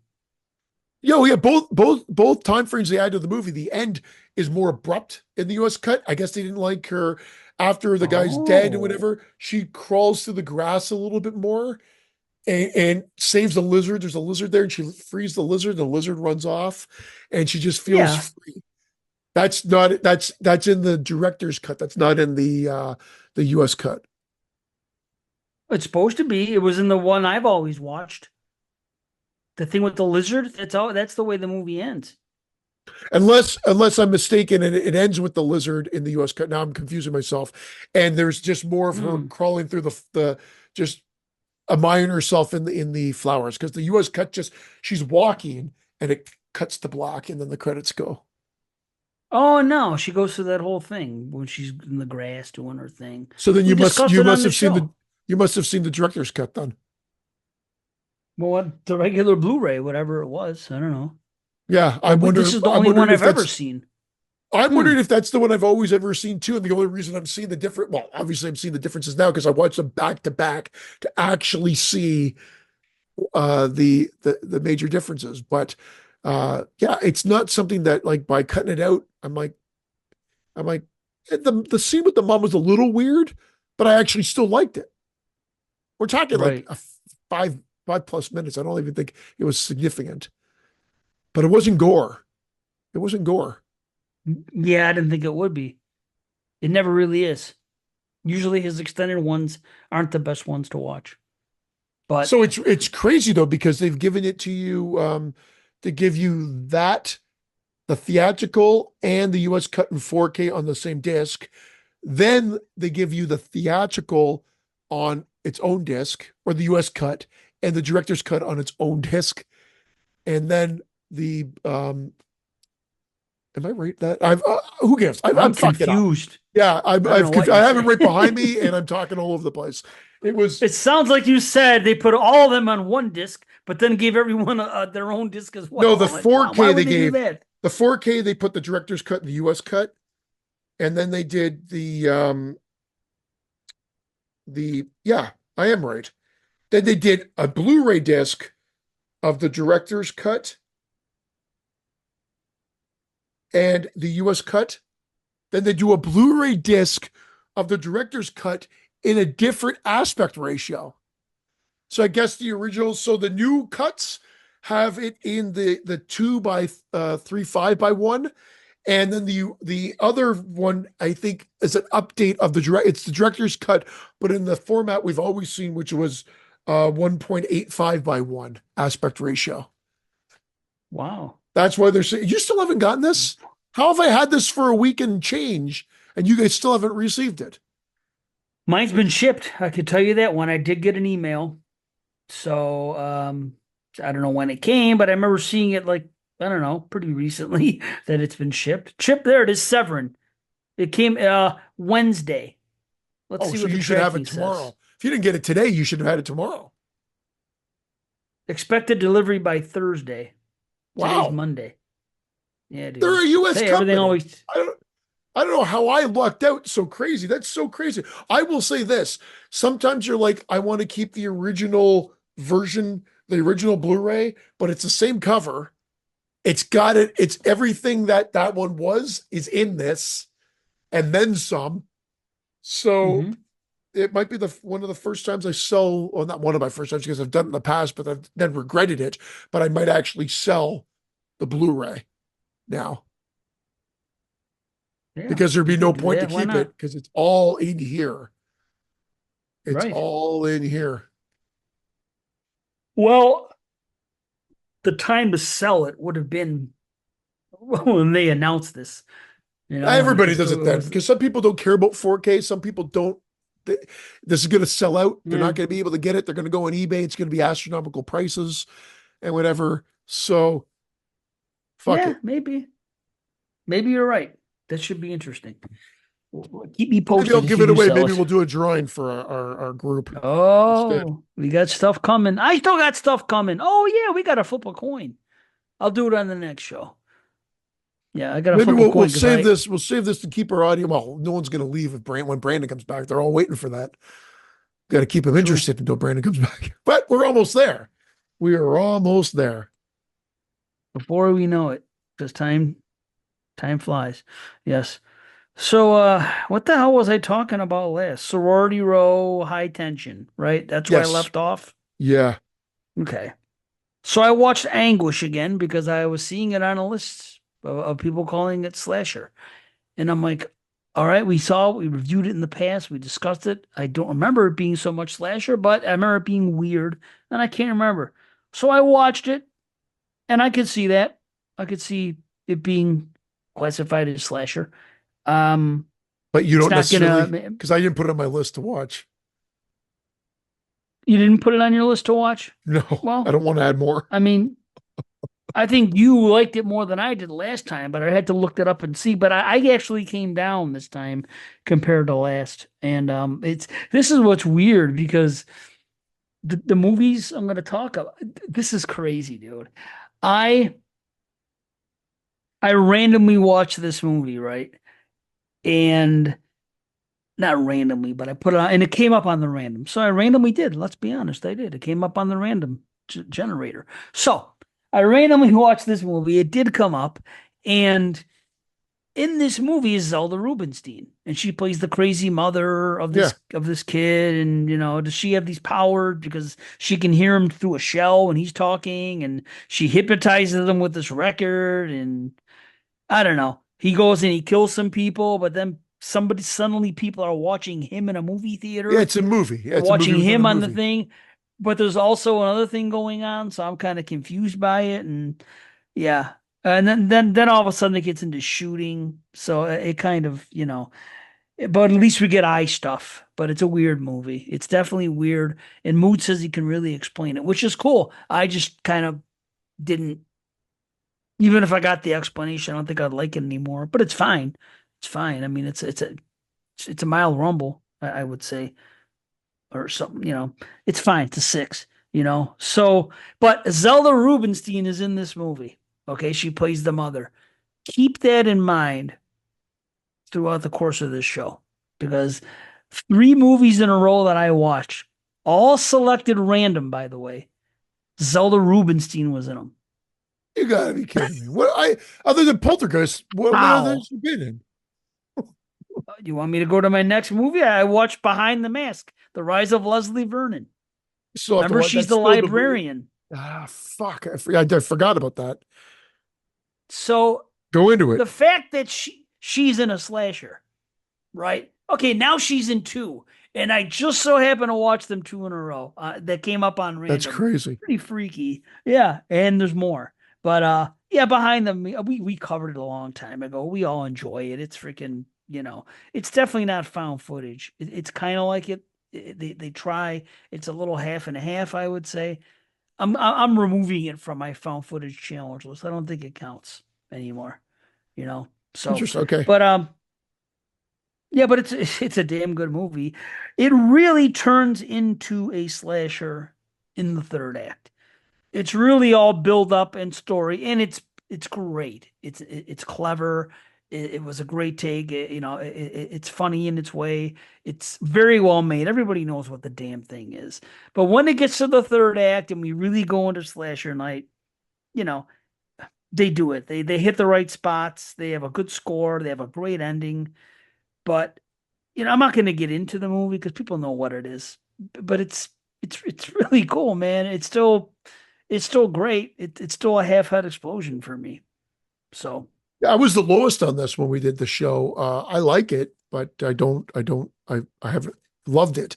And I don't think I've revisited it since we did the slasher show. So we watched it when Watson wow. first joined our show. I think that was his first episode. I could be wrong. But I'm pretty sure that was the first episode he joined us for. And he brought that to the table because he loves it.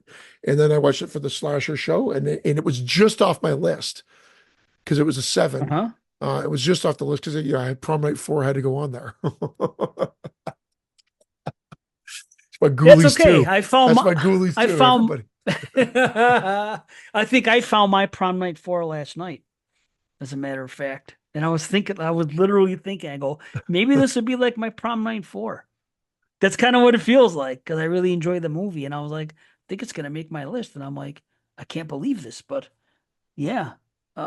Maybe if more people see it, we'll see. But anyway, You know, so what I'm finding hard to decipher is like there are certain movies that surprise me that I've enjoyed. There's a lot of sixes and six and a halves and a handful of sevens but the ones that go in the seven range would start getting into that rewatchable, even though I've said, six and six and a half, I might rewatch, but maybe not to the same extent. It's hard to take away that nostalgic factor, the ones that have already established themselves on my list to bump them for a new watch that may have just come in. That's what I'm having a bit of some trouble with. A bit. Not all, but some.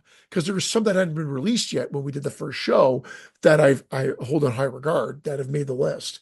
Um, and we've like opened it up to international, so that's also changed things too. Uh, my boy. next one is interesting too because I watched this and you have no interest in this, and I really find this fun. And so do a lot of people. And I do think it's a slasher more than a giallo, and that's Pieces. There is a lot, Hmm.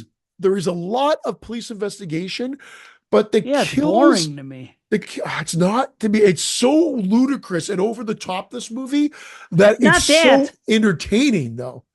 The Like everything, investigation stuff is what bores me and slows down the movie every time for me. So that's why I hold on to the Jalo comparison because no matter what else goes on, it seems like that the investigation it's um like the it's a killer big part was of the is plot and it's in slow. black with the hat. Like I can't deny it. Like I'm watching it going, well, you can argue that it's Jallo for this, and there's all this investigation, but at the same time, it Hmm. plays way more like a slasher film. It seems like it takes Okay. more from a page from a slasher than the Jallo. And I I mean, I know I'm not alone here, but I know you're not. it's so No. ridiculous and over the top and laugh out loud in some cases, but so watchable, and it becomes its charm. And it's gory. The way it's gory. Right. There's like some fucking great kills in it. So you give it give it another watch just for a great kills factor. But Shit. it's difficult because this one's at border. Like I'm between a 7.5 and an 8, I think, for this movie. Nice. Yeah, You're up I there, man. it's it's You're it's up there. half That heading. that ending is absolutely bonkers, and I can see people like it makes no sense. And I'm not even going to try to explain it. It makes no sense. But there are movies that we've loved that have something crazy like that in it that we seem to forget or forgive, and this one just goes bonkers, and it's almost like icing on the cake or the cherry on top of just absolute craziness to seal the deal. I mean, this is all over the place, guys. If you haven't seen it already, I think it's free. I have the Blu-ray. Thank God I've got my region free because it's the Arrow one, but their region B one. but it's on Tubi. It's I don't know if it's on Shutter, but it's definitely on Tubi, so you can find it out there, guys, and for Oh free. yeah, it's all over. I guess I gotta add it now. Son of a bitch. Sorry. Okay, gotta watch it again. No, it's okay. I mean, I'm adding. That's not it. I mean, I don't want to miss out on something that I would consider a slasher. I just, when I think about, all I know is the last time I watched it, and I always say it's only as good as the last time you saw it, and that was my last experience. I Yeah. remember being weighed down by the investigation talk. Like for me, it took on way too many minutes of the film, and that's why it felt Jalo because it's all this talk and all this investigation. So maybe I'm wrong. Maybe that's just the impression I Yeah. got You're last not time. It had, necessarily wrong, but I don't know. So it's kind of like Night School. I still would consider that a slasher yeah, because I'm it's gonna watch that American too. made, even though there's enough investigation that someone could say it's an American Giallo. Well, then I say, what's an American Giallo? A slasher. That's what they that's what they were. It's almost like that's Uh-huh. why Giallo leaving them out is it could be problematic as well, but we decided we were going to try to. But these borderline ones are difficult, and Pieces is one of them. Night School would be another for sure. I took out Dress to Kill. I'm not including Dress to Kill because I think I agree. uh, It's Jello. it's Giallo, and it's not even too much. There's not even really that much slashing. True. So I No, had I it get you. my No, I hear first you. time, so I took it out this time just to I know. free up a spot for me as well. And you know, what you were saying before, I was gonna weigh in and I forgot. You were saying about bumping ones off is hard to do, and I know that feel because I've had it like when I put together, top 10 horror movies of whatever, top 20 all time. I used to always say I have a problem having The Witch 2 in my top 10 at this point because I spent more time with the others. Am I really ready to say that this movie and this movie are on the same level as a Hellraiser or Nightmare on Elm Street? And so it's because I'm so used to Hellraiser, Nightmare on Elm Street, and everything else. So I Yeah. know the feel, but I'll say this, I'm having the opposite problem here. A lot of first time watches are really impressing me. And I know this happens with me sometimes. I watch a movie, and more often than not, the more I watch a movie, it it decreases. I don't love it as much as the first time because the first time, or even the second, it's just something about that. That's usually when you're the highest on it.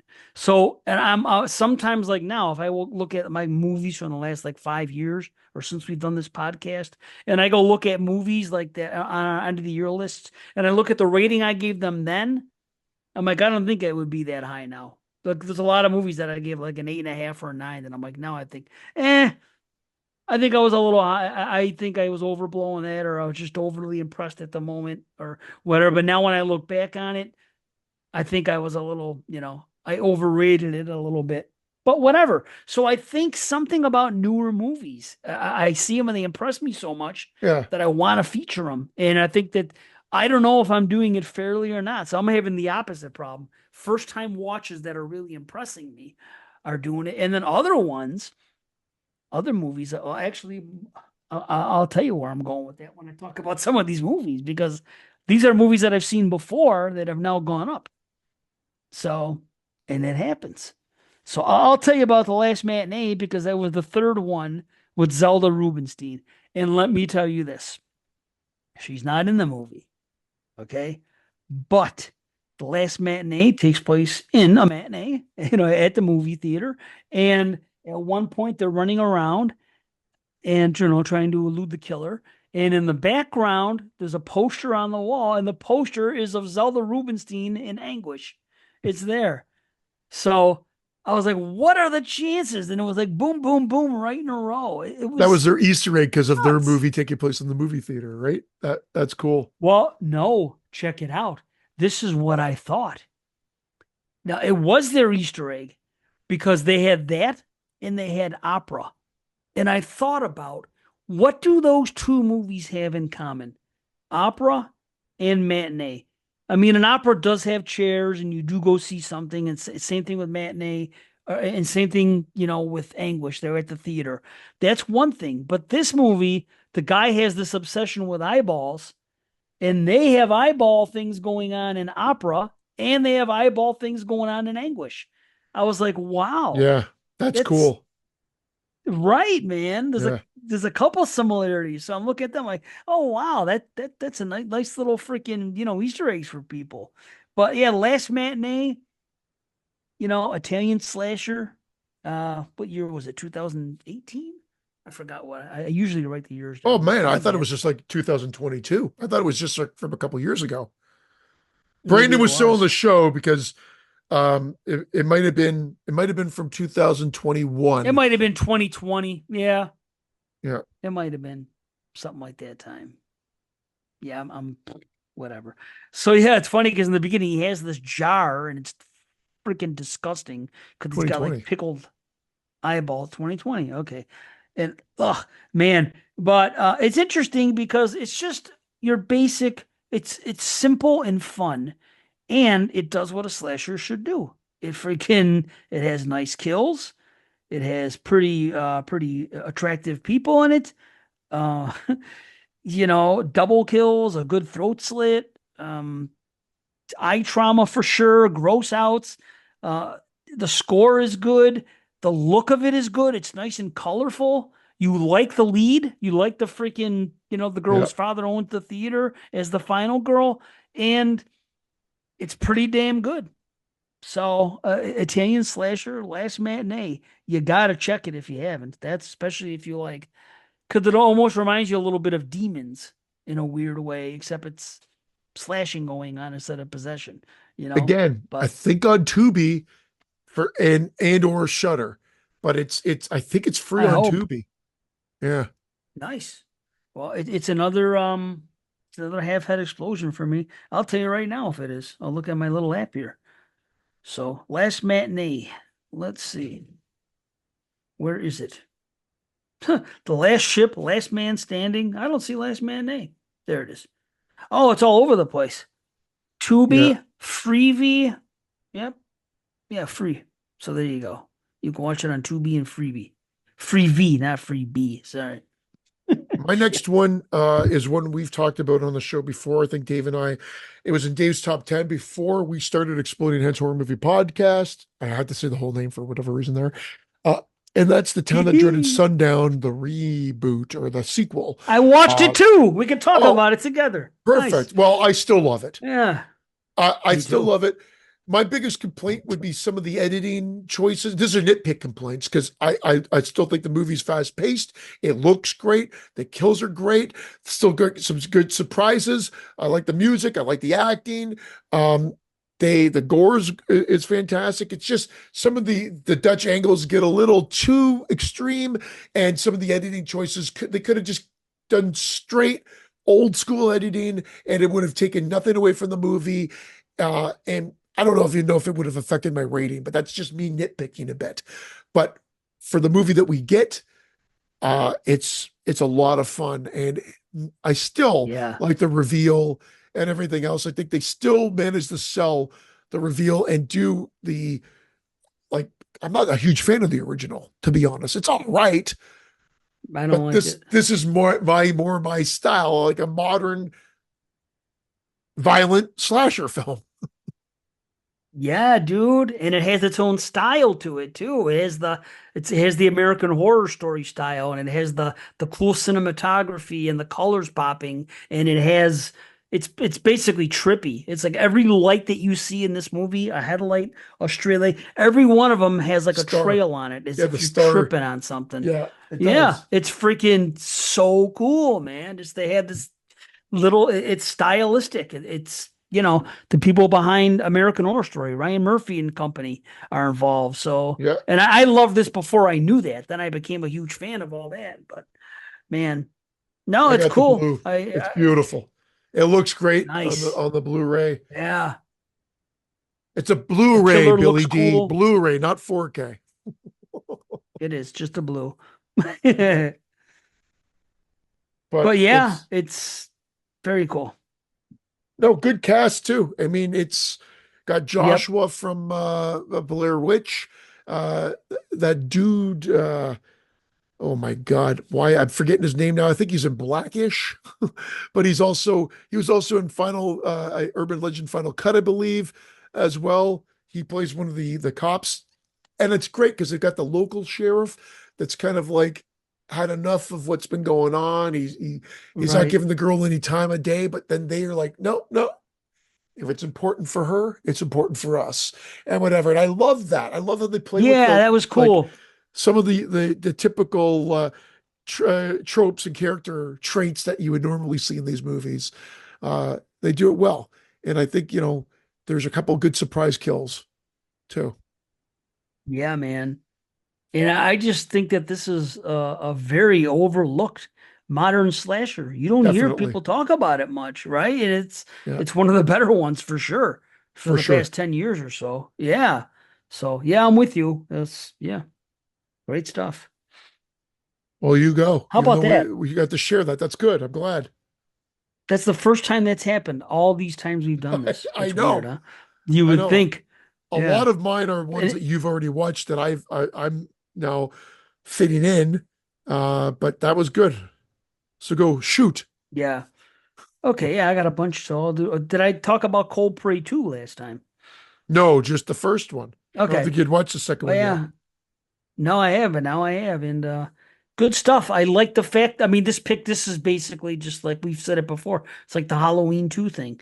It picks up literally right where the last one left off, and the main girl, the final girl, is in the hospital, and it's a hospital that isn't very overly staffed. But in this movie, they have a reason. They say it's in the process of closing, so they've already had people, going to other places and whatnot. Um, but they got a real cool arrival in the beginning of the girl. And by the way, Yannick or whatever her name is, Janikke, a very underrated final girl. I don't want to use the term underrated, underappreciated final girl. You don't hear much about, but she kicks ass, especially in this movie. She does Yeah. what she has to do in the first movie, and in this movie, man, she freaking fights, man. And I just think that she should be discussed when people talk about great final girls, and she really isn't. And I understand not a lot of people maybe have seen the movie being foreign and all that, and they're just unaware of it sometimes. I don't know. But yeah, I mean, honestly, this gets into it a little bit quicker. Uh, there's a lot of stuff going on. There's like 30 minutes in. We don't see the killer yet, but we get background stuff and we get what we need to do. But once it starts, at the 35-minute mark, we get a nice throat slit. This asshole really had it coming, by the way. And then we had this, this other cop kind of piecing everything together. They're going back and forth. It's really paced well. And it's an interesting take on a killer's return. The way he comes back, I thought was kind of interesting. I haven't seen that before. So that was good. Did you like it Good as much as the kills. first, if better or on par? I seem to be right in the same area. It doesn't have the atmosphere of the first one until the end. When you get in the climax of the movie and they're outside again, something about that is great. Being out in the snow again. You're kind of lacking that a little bit in this movie. This is more traditional slasher in under a roof, in the hospital doing what they do. So I get that. That's cool. It's isolated in a way, but I can't say right now. I do feel like I like the second one more, Well, that's but how I I was, think but I'm still, it's those are tough. still on my list. They're I wanted to watch them, but it's almost like I'm saving them. Like, why am I saving them? Let me just watch them again and get it done. So I'm Yeah. looking forward to it.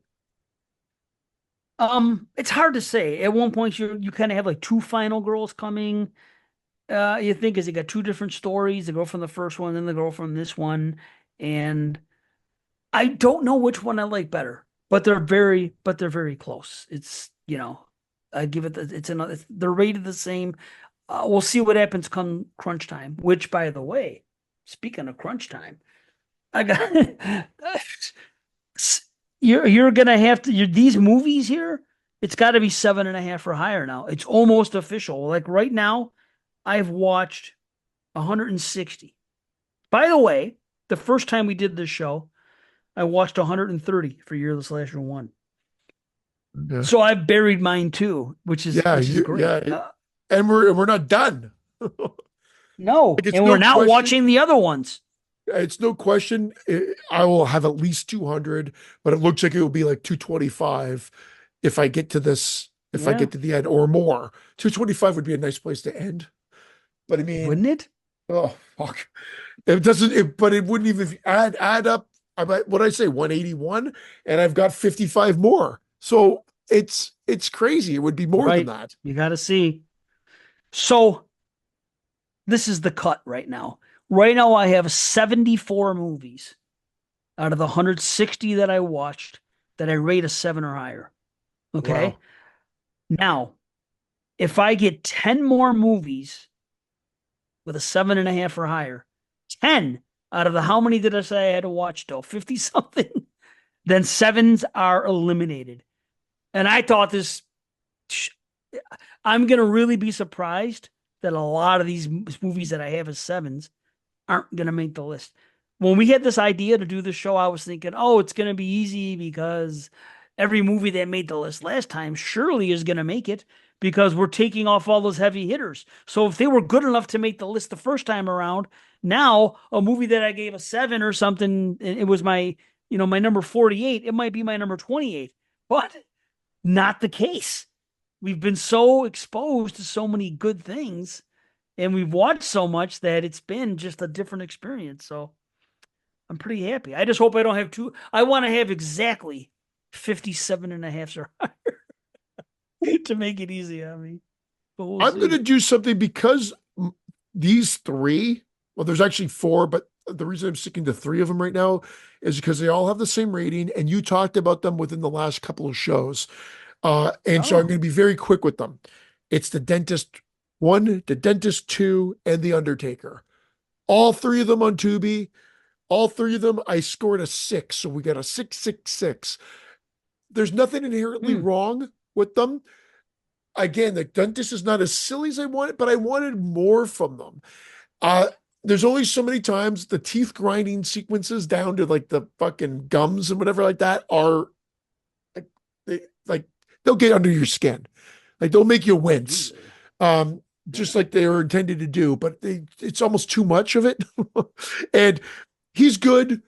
I almost think I might like the second dentist more than the first, almost like the small town one, a little bit I more. like that feel. Yeah. Yeah, a little bit more, but both of them are well worth their time. I'm a little harder on these than Dave was, and I think JP and Carly are going to be on the show were. I think they all rated it a bit higher, but I just want to be honest. I said it's worth a watch. I could watch these again, but I was just trying to be realistic with my ratings. So that just one and two, I rated the same, and they're definitely worth a double bill. And The Undertaker. The Undertaker was gory, gorier Ah. than I was Yeah. expecting to be. I liked it. It's Joe Spinell one. It is kind of like Maniac sequel. All right, But man. he overacts in this one. It's almost like the director said, have carte blanche, do whatever you want there. And I have to be honest. There's a few scenes where you're like, they should have cut it. They should have cut that camera or cut the scene before, because he's like, oh, oh, oh, and his eyes are jetting all over the place. There are two instances Really? where I'm like, wow, Oh. that went off the rails and became laugh-inducing instead of like, oh, he's crazy. It just became ridiculous almost. But it's worth watching. Hmm. It's gory, it's fun, and you don't hear a lot of people talking about it. Like I don't even think I knew No. this existed until I saw it pop up on Tubi, and then you watched it, and then Rumpelstiltskin or whatever on our page commented about checking it out too. I think it was Rumple. It might have been someone else saying, "Yeah, I recommend checking it out as well." It's worth checking out. I do not think it's great, but it's worth a watch for Right sure. on. Okay. I don't. I see. I guess I didn't notice this overacting that you're talking about. I just so that's the difference, So, It's crazy. but that's okay. At least you don't regret your time with it. It's one to No, see. no, no, Yeah. no. That's a put on it with beers and watch in the background type movie for me. That's the type of movie that would Hmm. be like, like almost so bad it's good in a way. But it's I don't want to say that because it's well, it's not it's kind of pedestrianly filmed too. It's not like the cinematography is anything great either. Like it looked like it was just a by the numbers type movie, but it happens to be Hmm. amplified by Joe Spinell's presence, whether he's overacting or not. Right. No, that's cool. So how many more do you have? I have a lot more, man. So don't worry. Good. That's why I try to do a triple threat there, just No, to weed out a few of them all at once. I have a lot more too. So I'll just keep going until I can't. That's until I have a lot. So we're good here. I will talk about curtains. I have been Ah, looking forward to rewatching this one for a while because I was kind of down on it before. And what is it? I Yeah, you I want to hear know, it. I did come around on it. I do like it more now Nice. than I used to. Okay. Yeah. I'm glad. I'm glad. I mean, it's not perfect. Yeah. They had a bunch of No. problems, but I'm just glad you didn't find it a boring stinkeroo or whatever. Not that you ever thought it was a No. stinkeroo, but like that you didn't find it was boring. No.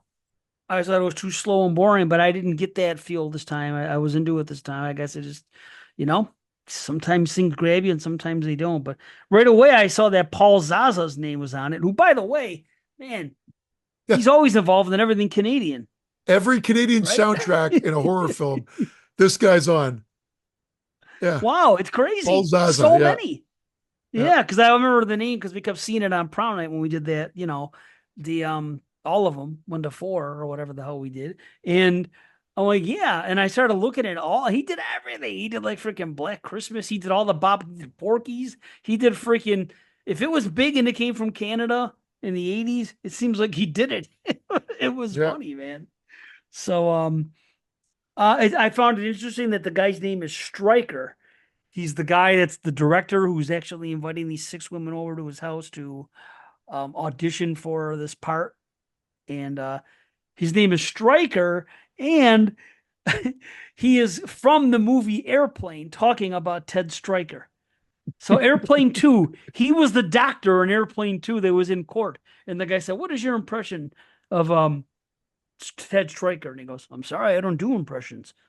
My my experience is strictly in psychology," he says. But anyway, you don't usually hear somebody named Stryker. Yeah. And this guy's name was Stryker. And as soon as I saw him, I'm thinking of Airplane. It's like, oh, that's kind of weird, you know? So anyway, the movie starts off with this actress, Miss Sherwood. She is, renowned, whatever, big popular actress. And she decides she's going to, and we don't find this out till it starts a little bit like 10 minutes in. She's going to an asylum. And they try to pass it off as, it's legit thing, but she is like, she's going to play a person in this next movie that this guy's directing, where she has to play somebody who has mental challenges. So she decides to freaking get committed to to a mental hospital for a while. And the trick is, while she was in there, the director just kind of stiffed her and didn't come back and get her. And then it appears he's going to give the part to some other actresses. So he invites these other actresses over to his house, and it's like he's auditioning them, but it's so weird. So you have, and then she shows up.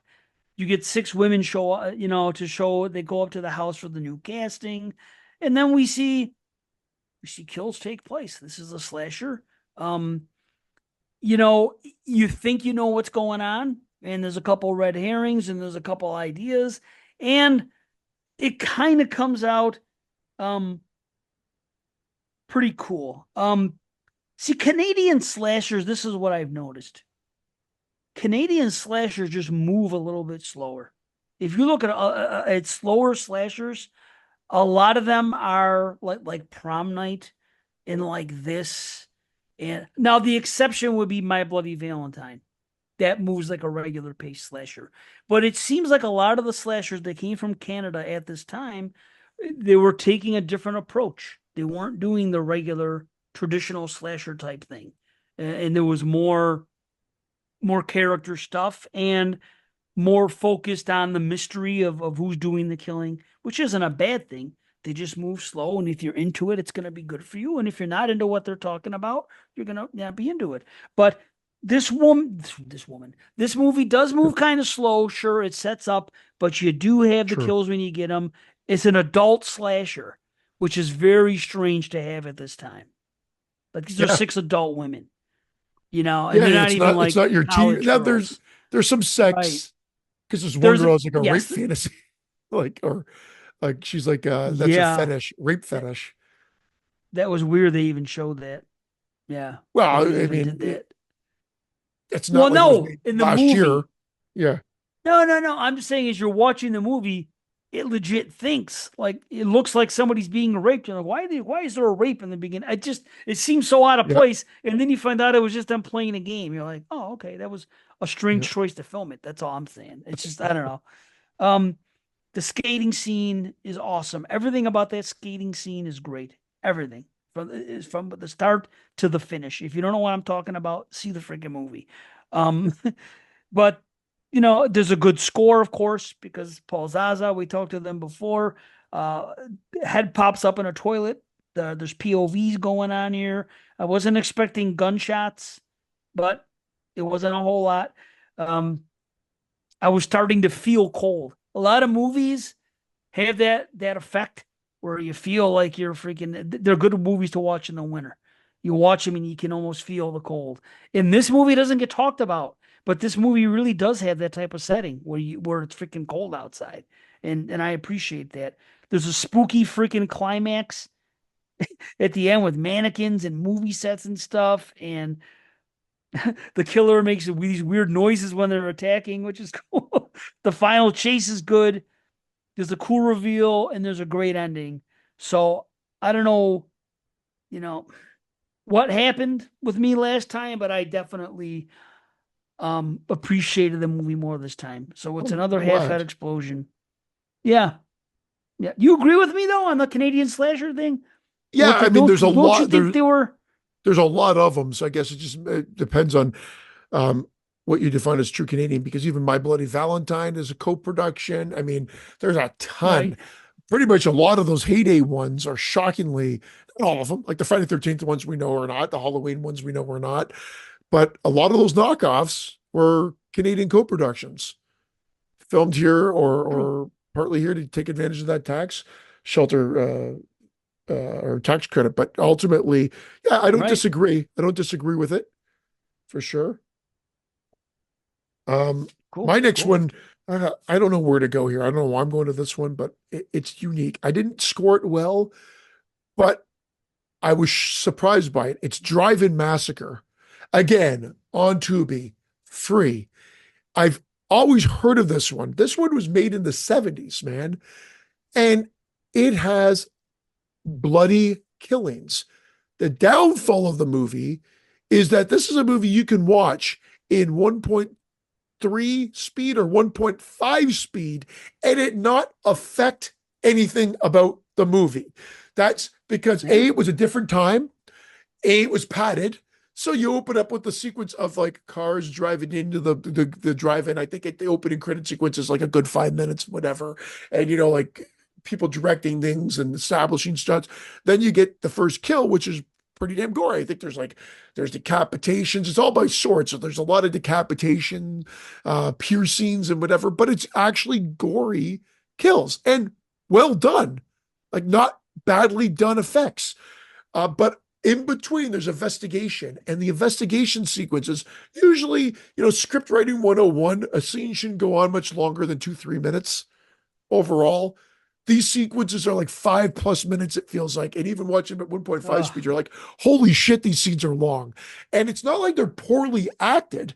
They're actually decently enough acted. They're decently enough is key. They're not Right. great, but decently enough. It's just they go on for far too fucking long. So I can't rate this movie high, but for a piece of exploitation schlock that you can watch at like 1.5 speed, it's an hour and 50 minutes as is. It's a quick watch. You can get this movie pretty much done in an hour and be okay with your time with it, but I'm not rating it high because it's really not a good movie. So I'm coming in at like a 5 out of 10, but Mm. maybe I have to say 6 out of 10 because I would watch it again, but at the exact same way, an hour and 50 minute movie, but at 1.5 Right. speed, no questions asked. Oh, watching like 50 minutes. It's great. Yeah, But I do utilize that, so I get it. And even movies I do I like right watched now, it one point. it I helps. watched it 1.2 speed because I can manipulate it Yeah, on one of my things. 1.25 for me 1.2 was and when I was like, holy shit, this is still coming in slow. That's why I recommended 1.5. That 1.5 might be a little too fast for the dialogue sequences, but you'd be shocked at how sometimes, like even when they underplay those sequences back in the day, that they come hmm out talking like a regular scene now, even sped Yeah, up at isn't it? 1.5. Anyway, that's it. Drive-In Yeah, no, Massacre. Shockingly, I feel you. shockingly fun, but not a good movie. So I just want to make sure we get that out. Fair enough. Yeah, fair enough. Okay, well, here's another movie that I've come up on, which I've always kind of liked it, but I've never enjoyed it like I wanted to enjoy it. And now it finally happened. This is uh Tobe Hooper's Funhouse from 1981. Nice. Nice. I was gonna get to that one too. That's the next round. Really? Yeah, I mean, I have it waiting for me Nice. right there. Look, literally the top of the heap Nice. We've done it again. right here. Oh, you haven't watched it yet. Oh, No, I thought you meant the next round of reviews. You no, mean no, of no. watches. Yeah, I've got Oh, nice. those Okay. ones there Okay. All right. ready to Oh, how go. about that? Okay. Well, I'll tell you what, I love the intro. It's actually scary the way the credits are laid out, like a lot of those 80s movies in the beginning, opening POV in the first. It's weird to see the final girl get naked like right away, but she does. Um there you find out that the year before this funhouse came around and there was some missing girls. The parents didn't want them to go. These are Hooper type characters. And I see this is what it is about Hooper and his movies. I was just talking about friggin' what do you call it a couple shows ago with Eaten alive. the other one, Eaten Alive. So now if you were Eaten Alive being a slasher and this being a slasher and Texas Chainsaw may or may not, but more people are going to say yes than no. You really got to start looking at him and say, hey, he's kind of underrated here. He's put out these slashers that are, you know, they're solid movies. And I think my problem before was it just too long for it to get going. Because literally, we don't get a kill until well, we get the one kill, but it's nothing. It's the first kill. It's a strangulate. It's an accidental friggin' what do you call it? Electrocution. It's not like whatever. Um, so over an hour it takes to get there, to get that first kill. And then at an hour and 9 minutes, we get the hanging scene, which is good. If you remember the movie, that's really cool. We get the axe Yep. in the head, truck thing, after which is the good stuff. It's well shot. I love this shot of them. Anytime somebody sees somebody that they can't get to and they know they can help them, but then they're an eye shot. That awesome scene of the girl trying to scream at her parents, but they can't hear her through the fan because they're trapped underneath the funhouse, and she can see them, but they can't see her, and they can't hear her. Oh man, that's just I love that stuff when they can't hear. There's a real good scary scene in a tunnel with the other girl when she's trapped Yep. with the killer. And yes, I'm afraid of the killer because of the way he looks. It'd be a very scary situation for you to be in for Who anyone. knows? But just yeah, that too. Um, scary when she's all alone in the funhouse. Oh, dude, this when we find out what's going on with the end here, and I really skipped over the beginning because, but this is what I appreciated more. It's two couples, two guys, two girls, first date for the two they set up. They go in, but it's the lighting and it's the carnival atmosphere that is just for some reason something about carnival atmosphere is creepy when done right. And I don't understand why is carnival music it always sounds creepy, does it not? Because you see regular Yeah. carnival music used in horror movies, it's not distorted. That's what carnival music sounds like. Who thought that that was good music for something fun? because it sounds scary, right? Yeah, it does. I don't It get it. I yeah. don't get that. I can't answer it for you, but yeah, you're right. It should be the furthest thing from scary. But when you see it, it's freaking, I don't know. Either way, I really enjoyed the setup now more. It just really worked for me this time. And again, they're trapped in there. There's just the four of them for like the next, last 40 minutes of the film. And you got the killer and you got, his father. But I can't ignore that this is one of my favorite final chase scenes. It just is. The sequence with her when you know she's the last one there and that this guy's coming after her and what he looks like and just everything. It's just, I don't know. It's just very scary to me. And that final chase has always been a little more terrifying to me than your typical one. And of course, it has that real creepy ending too, which it is freaking creepy. And why do they have a fat lady at a circus? You ever wonder about that? That's the Uh, gimmick? You're yeah. Is fat. she bearded? Okay, sit here. See, bearded lady, I understand. I understand it's a gimmick. But, I mean, if you have a fat lady, why not have a fat man? Right? It's always a fat lady. Just seems weird. And I don't know why she's scary, but that animatronic fat lady is scary. I think it's the way she laughs, you know? Anyway, that's the fun house. It's a half head explosion. I really had a good time with it this time. Nice. I've always had a good time with it. I have to rewatch it for this show, but I always have been not high on it, but higher than you. We'll put it that way. Yeah. Uh, my next one, I'm just sort of picking randomly would be more interesting than ones we haven't talked about yet. I watched See No Evil again, part one, with Kane, the Ah, WWE production. Man, I'm not a fan yes. of this movie. I'm Oh, not. wow. Yeah, I'm not. Fair. Yes, there's a lot of big gory kills. He's rough and tough, but the problem is it feels been there, done that. I don't like the characters. You should know this about me right now. When they're introduced as a bunch of hoodlums and these are convicts that are going to this place to knock some time off their job, Right. I'm already kill them all. I don't give a shit about them. There's no one really likable. Even they try to make some a bit more likable than others, but the acting is not horrible necessarily, but it's not great. Kane is not necessarily that great. He's passable, but it's not really scary. It's gory, but it's also kind of cartoony. And I just don't feel like the abandoned like whatever they're in, asylum or old asylum or whatever that they're cleaning up. It should have made it for a good set or location, but I guess it's just because of the characters and the way they utilize it, it just didn't. So it just fell flat for me. And I know I'm lower than this than most people because a lot of people have kind of elevated it as one of the more standout slasher, modern slasher ones. But I was just not. I didn't have much fun with it. I couldn't wait for it to be over. I am going to watch Wow. part two to see if I like that one better because I thought I did the first time too. Wow. But I I did have to not go, I'm like going by to. memory. So yeah, this is a 5 out of 10 for me. I'm not Wow. blown away by it, but I know other people are. So I'm interested in hearing other thoughts, but yeah, it just didn't do it for me this time at all. Well, And it's been it's a funny minute for how me. It's on my this list, but 5 out of 10 on this versus a 500 in Drive-In Massacre. But Drive-In Massacre, I was expecting nothing from. And I right. was my late night watch. And I'm like, oh, I got some gory kills. Oh, holy shit. But like, again, I'm not saying it's a good movie. This one has an elevated budget and it had everything at its fingertips. And I just felt like it was ho hum. Yeah. No, fair enough. I'll be getting to it soon again.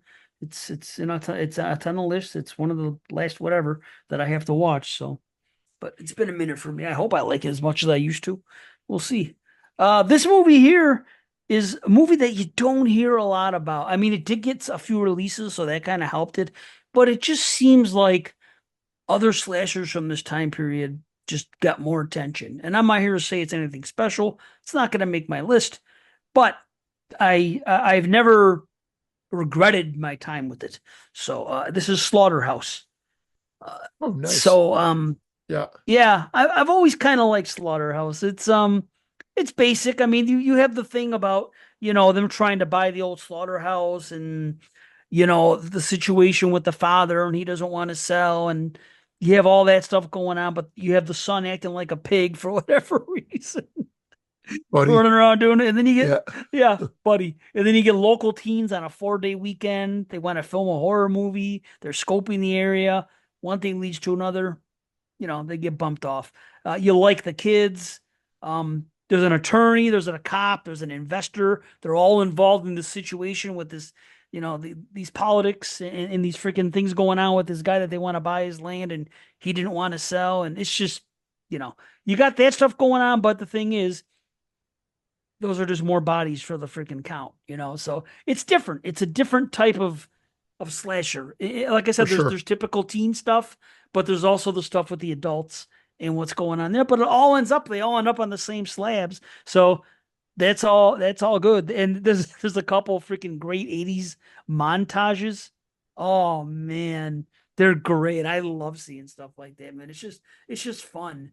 Um yeah, there's a lot of preaching going on by the guy. His name is Bacon, by the way. His last name is Bacon. Yep. Um, they have a pig out party and they're dancing there. It's another fun montage there with the kids. Couple good kills. Some are better than others, and I like the end. But you can definitely do worse. Slaughterhouse is a movie that if you like 80s slashers or slashers, you should just check it out once and watch it. It's just as good as a movie like Madman, in my opinion. I So like it. I actually think I might like this better than Madman. Although I like both yeah, Madman and Slaughterhouse. This watch the best I've ever have. Not that I've ever been low on Slaughterhouse. I always thought it was kind of like the same, like 6.5. I thought it might make yeah. my list. I thought it might make my list, but again, it's all relative on that rating because I kind of have it at that 7 range. Uh, right now, but I enjoyed it more than ever before. I had a lot of fun with it. I watched it earlier this year. So I'm right there with you. And Mad Men, kind of the same thing. I liked it the most I've ever liked it, but it's like just at that 7 range. So where it will At the definitely probably most. show up Yeah. on most people's list, especially for non-franchise horror or slashers.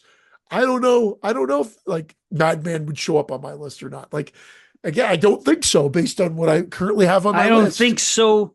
Right. I don't think so either. But that So might be crazy for some other people.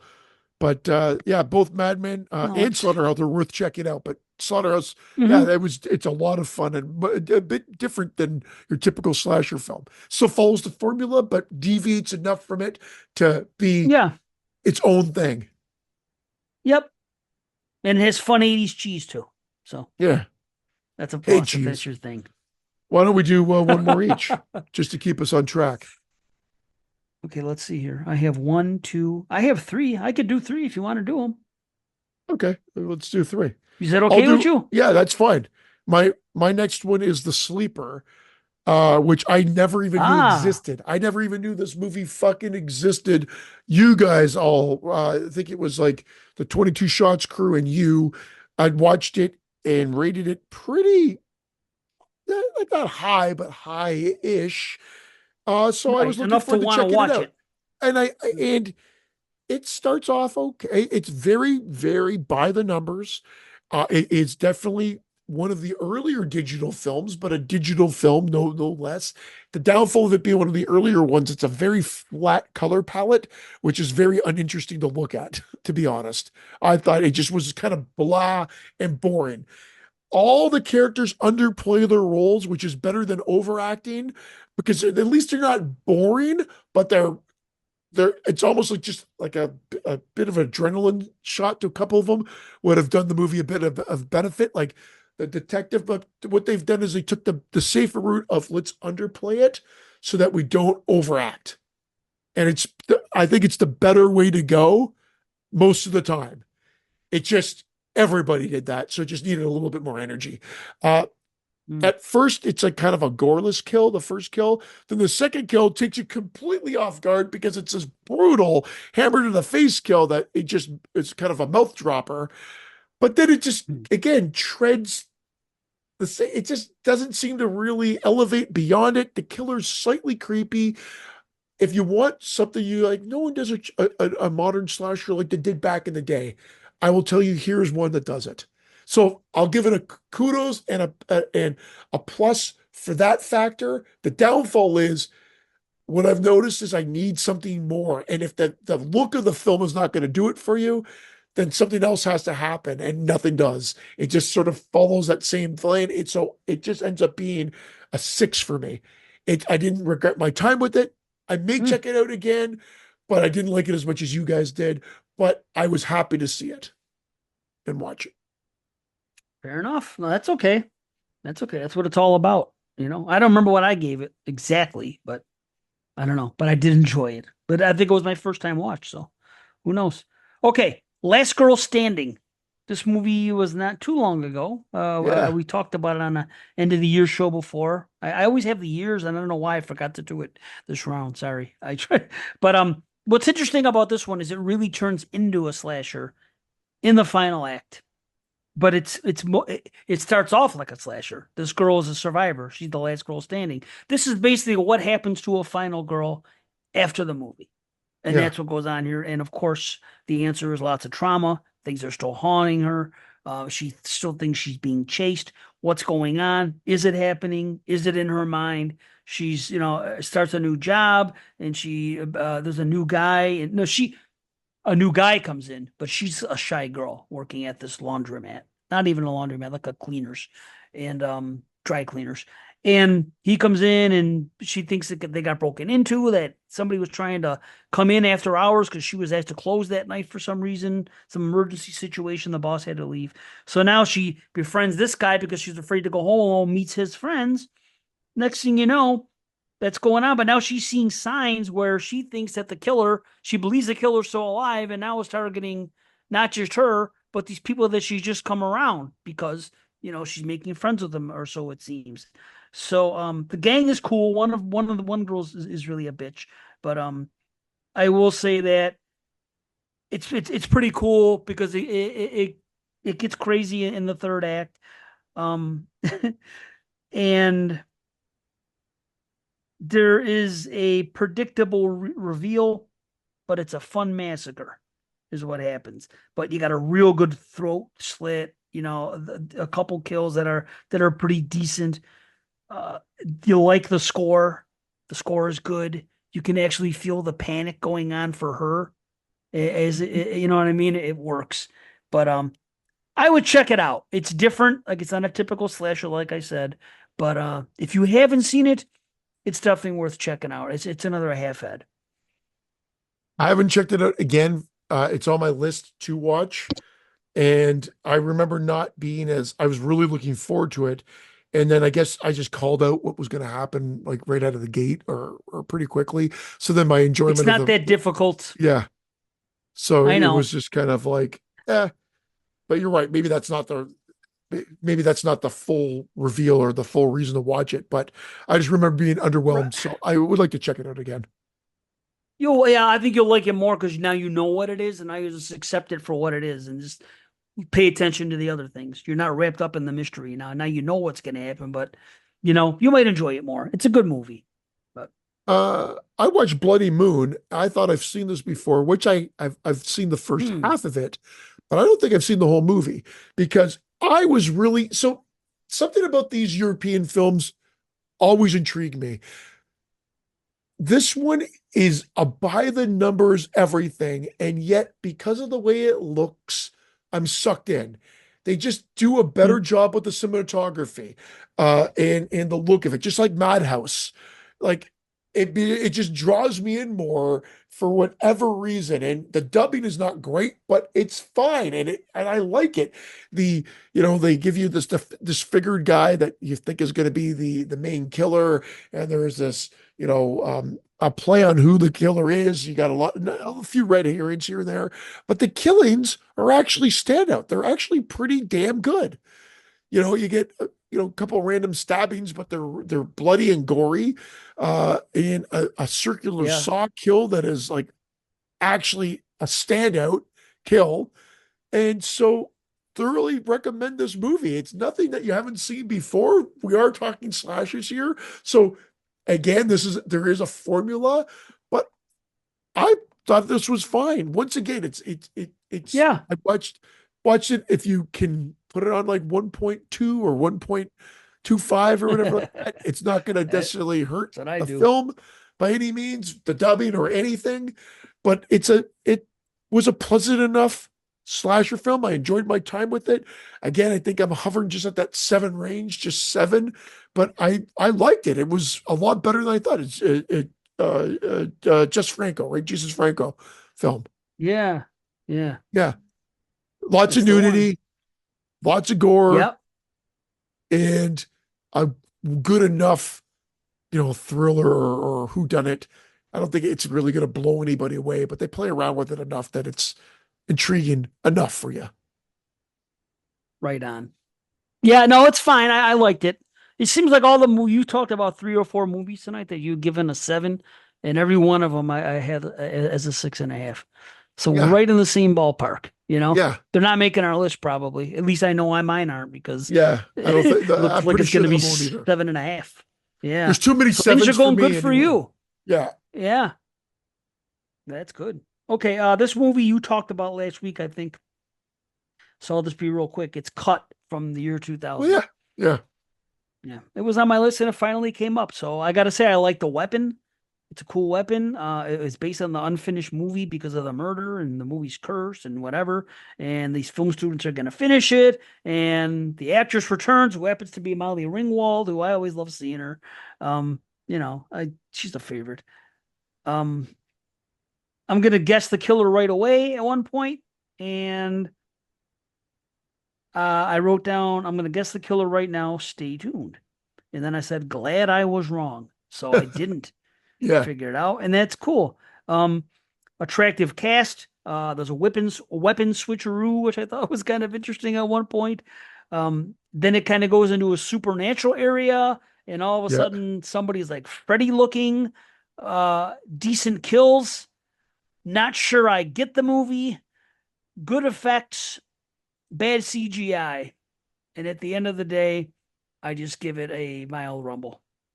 But for some reason, I've always wanted to see this, probably because I knew Molly was in it. Just And curious, you know? it sounds like you give it the exact same rating I did. And it's essentially that the Yeah. unfinished film has captured its evil. It's like the mirror and the boogeyman or something like that. It's like the film Right. itself is cursed and is encapsulating the killer. And by screening it, you've unleashed his power. But they don't Hmm. play it out supernatural till fucking well, they show something weird at the beginning to allude to supernatural, but you're like, well, that's like a fish out of water part. And then they don't really explain everything until the end where you realize that it is. And they would have been, like, the premise itself is good if they just cleaned it up a little bit. I think they could have had I something agree. uh like a standout, a I'm standout. with you. Yep. But my next one is one that I did watch I've only watched it twice. I watched it for the original 50 or the original slasher show, excuse me, and rewatched it now and I enjoyed it much more this time. And that's Billy Club. I think I was at the Oh, tail end and I think I was squeezing the ones in. And I don't think I gave this as much of I don't love it, but it was for a low budget movie. I thought they did a great job with the filming of it. They tried to take some chances with what they were doing. The acting was decent and there was some good gore. What more can you ask for? I like the I hear plot you. of it. I like the plot of it. I thought it was good. All throughout, it kept me interested. At the end of the day, it's a 7, another 7. So I don't think it's going to make the list, but I don't think I was. I think I was much lower, like, 5.5 or 6 the last time. I don't know why, but I just remember nothing. It didn't resonate with me, and I'm like, I just again, I must have just been in that. Got to get it in. Got to get it in. There's nothing new here. No, Right. I thought the characters for low budget, no recognizable faces. I thought they were all very good, and they had fun with it. And I Yeah, like and the it way also that had the sorry, go ahead. background stuff. Yeah, No, no, I'm saying it had the not the mythology is the wrong word, but you find out movies like that, which was like a big thing in the '80s. This is what happened to the killer when he was a child, and here we yeah. are years later. What's going to happen? I And he like kills that. them, and when he kills them, he burns them out of the their little Yeah, league picture. And I thought that's just like yeah, right out of an old 80s slasher. So there's yeah. some good nods to the old 80s. He's wearing what I thought would have been a ridiculous outfit, which is a baseball catcher's like outfit, but his face is still Right. hidden in Right. the killer's identity is hidden. So, and the reveal is actually kind of cool. So, all Yeah. all in all, a fun time to be had. Uh, and again, Yeah. I think free. I think free. Oh, I'll look maybe. it up. I'm not sure. I could tell you that once again, a movie that you gave a 7, I give a 6.5. I've seen the Yeah, movie 3 times and I've always given it the same rating. So yeah. that's It's so on funny how Tubi. we are. On Tubi for free. Oh, there you go. Good old Tubi. So here's my last one. I kind of alluded to this earlier. I think I said that this movie may end up being my prom night 4. This movie took me by total surprise.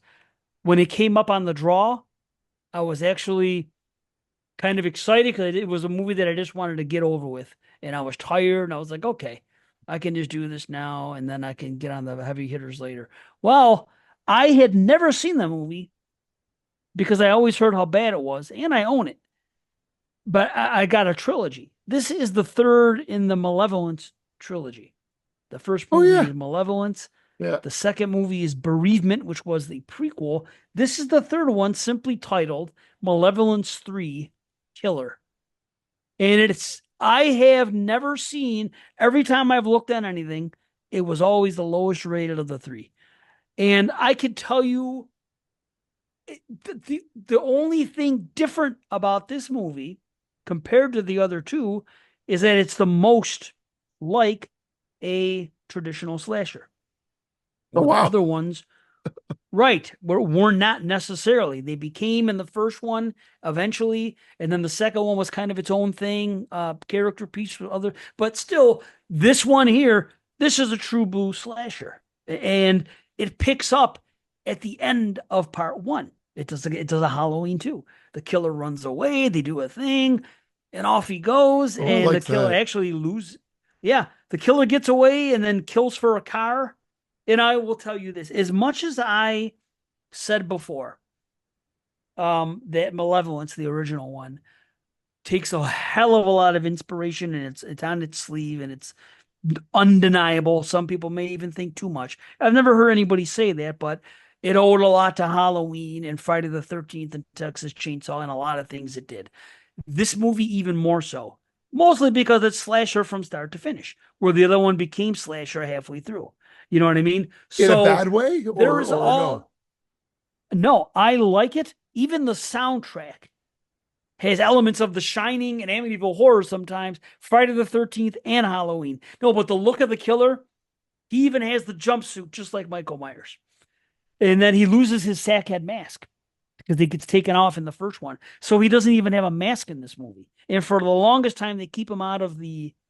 You don't see his face, then you see more towards the end. But he's exposed it in the first movie anyway. So you see him, he's a normal guy, but he has this one scar on his face.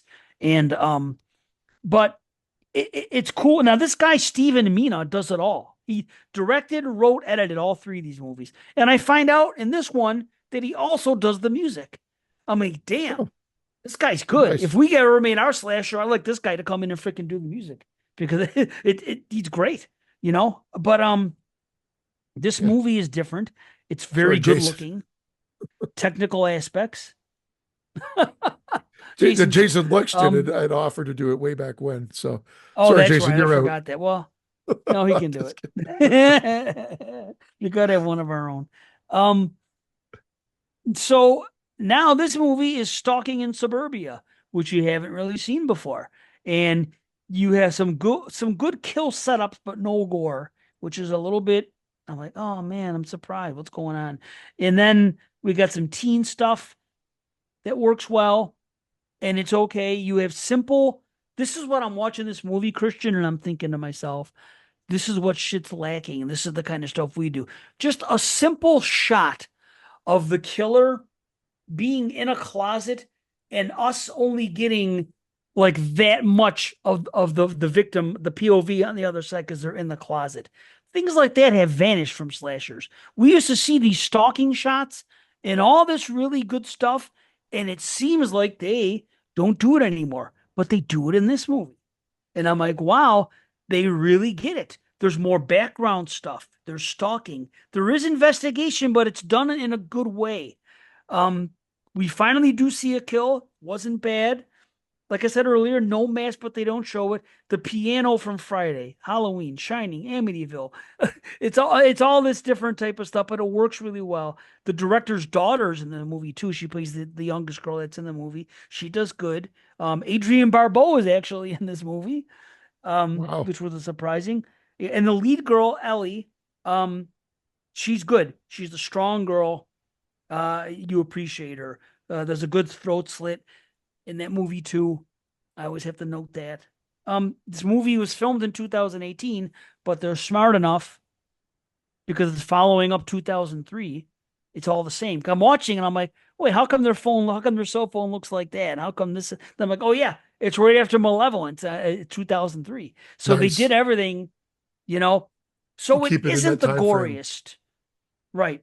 It's not the goriest, but it has those things in the movie that work for me as an old school slasher fan. It has those, like if you watch Malevolence and you are really into the second half and the way everything is shot and scored and everything, it's more old school. That's what's on display here. I was really, really digging it. There are a couple things that go down, which does happen in slashers sometimes when, you know, if you apply too much logic to it in a way, some things are a little bit too convenient, but nothing egregious. You know what I mean? I Yeah, really that's think that this movie is extremely freaking underseen. Nobody talks about it, and the ones that have seen it didn't like it. But I think they didn't like it because the other two movies were so different, and this was just more traditional slasher. When the others had like maybe more meat on the bones from like a narrative point of view, if you want something more than just a dumb slasher. You know what I'm saying? So I could see that maybe being a critique, but for the straight slasher fan, this is what you want. And I can't believe nobody's ever talked about this movie. And I hope I don't prom night for it. And the next time I watch it, I'm thinking, what the hell was I thinking or something? But I'm going to tell everybody, if you like traditional slashers, if you like old school shit, watch Malevolence 3 Killer. And somebody, if they do, please weigh in. Let me know if I'm crazy or well, what. I'm going to be doing But that soon because I've only watched the first two myself. So I've never seen the third one either. So there you I'll go. tell you, I'll give you my experience with that. Is it possible, like, not that it really matters, but can you go one, three, and then two if you wanted to? 100%. You don't It even doesn't, need to. You could just, right. yeah, but You know what I they're mean? all three of them are on my list. So no, But it's a cool. I'm glad. trilogy. It, Yeah. it's a good trilogy. If I think about how I've rated them, they're all above average. So, I mean, nobody talks about this as the trilogy ever. So I think that's kind of cool. But I hope I don't overblow it now. I mean, I'm not going crazy over it, but it's a half head explosion and it surprised me and I enjoyed it. I'll tell you that. And Well, that's what we want. That's what I don't this is know. all about, right? That's what we say. I'd rather, Right. I And mean, it may make the list. Who knows? I'm trying not to be too hard on some of these movies because I did get enjoyment from them, like Driving Massacre. It's not a great movie, but it was fun to watch. Like in this, Yeah. like I said, but I was like, holy fuck, I was critiquing it the whole time. Like this is like terrible. But and the COVID Right. killer and well, Omicron killer, but those ones are another level. Like Driving Massacre was at least it's schlock, but I mean at least they tried to deliver uh the Right. goods. And it's an hour and 15 minutes. Like, and you not to overstay its welcome either. So this has been Love great, that. man. Hey, Yeah. enjoy your trip. Will do, brother. Absolutely. I need it. When are you officially back? Thursday, Thursday night, something like that. Nice, man. Yeah. It's a quick one. We're leaving tomorrow morning, go to the concert tomorrow night, you know, get out, whatever, go to bed. The next day there's another concert, and then wake up on Thursday and check out of the hotel and start heading home. So it's just boom, Well, boom. enjoy. So we're Enjoy pretty Taylor excited. Swift. Yeah. Or did you hear about what happened? Somebody was bragging because Taylor Swift had a 10-minute song or some shit like that. And like, who else could do this? A 10-minute song but Taylor Swift. Did you hear about this? No. Oh, well, then forget about it because it doesn't mean anything then. It's like, yeah, a lot of great. Fish just had a friggin' 41-minute song Yeah. the other night, which doesn't happen much, but it does happen from time to time. Anyway. Who So else everybody, can do this? Like no one, 10-minute songs never right, existed before Taylor Swift. right. Nobody can do it. Right. Only Taylor Swift because it's Taylor Swift. Yes. So I'd Awesome. rather listen to what's his name's daughter, Shyamalan's daughter. Check that out, Trap. Watch that music video. Anyway, this has been great. And everybody enjoy what you got left of the summer. Enjoy these wonderful times you have. Hopefully the weather's doing good things where you're at because weather's crazy around the world right now. But some people have nice weather. So enjoy your summer. Enjoy your time. We love you. And we'll be around again. Manchichi, Christian, Yeah. the wizard. You got Yeah, anything? that You didn't come into play at all. Yeah, just take care, everybody. There you go. And there's no place Peace. like home. He's a wizard of the word. That's what you heard, and anything else is quite absurd. Boom.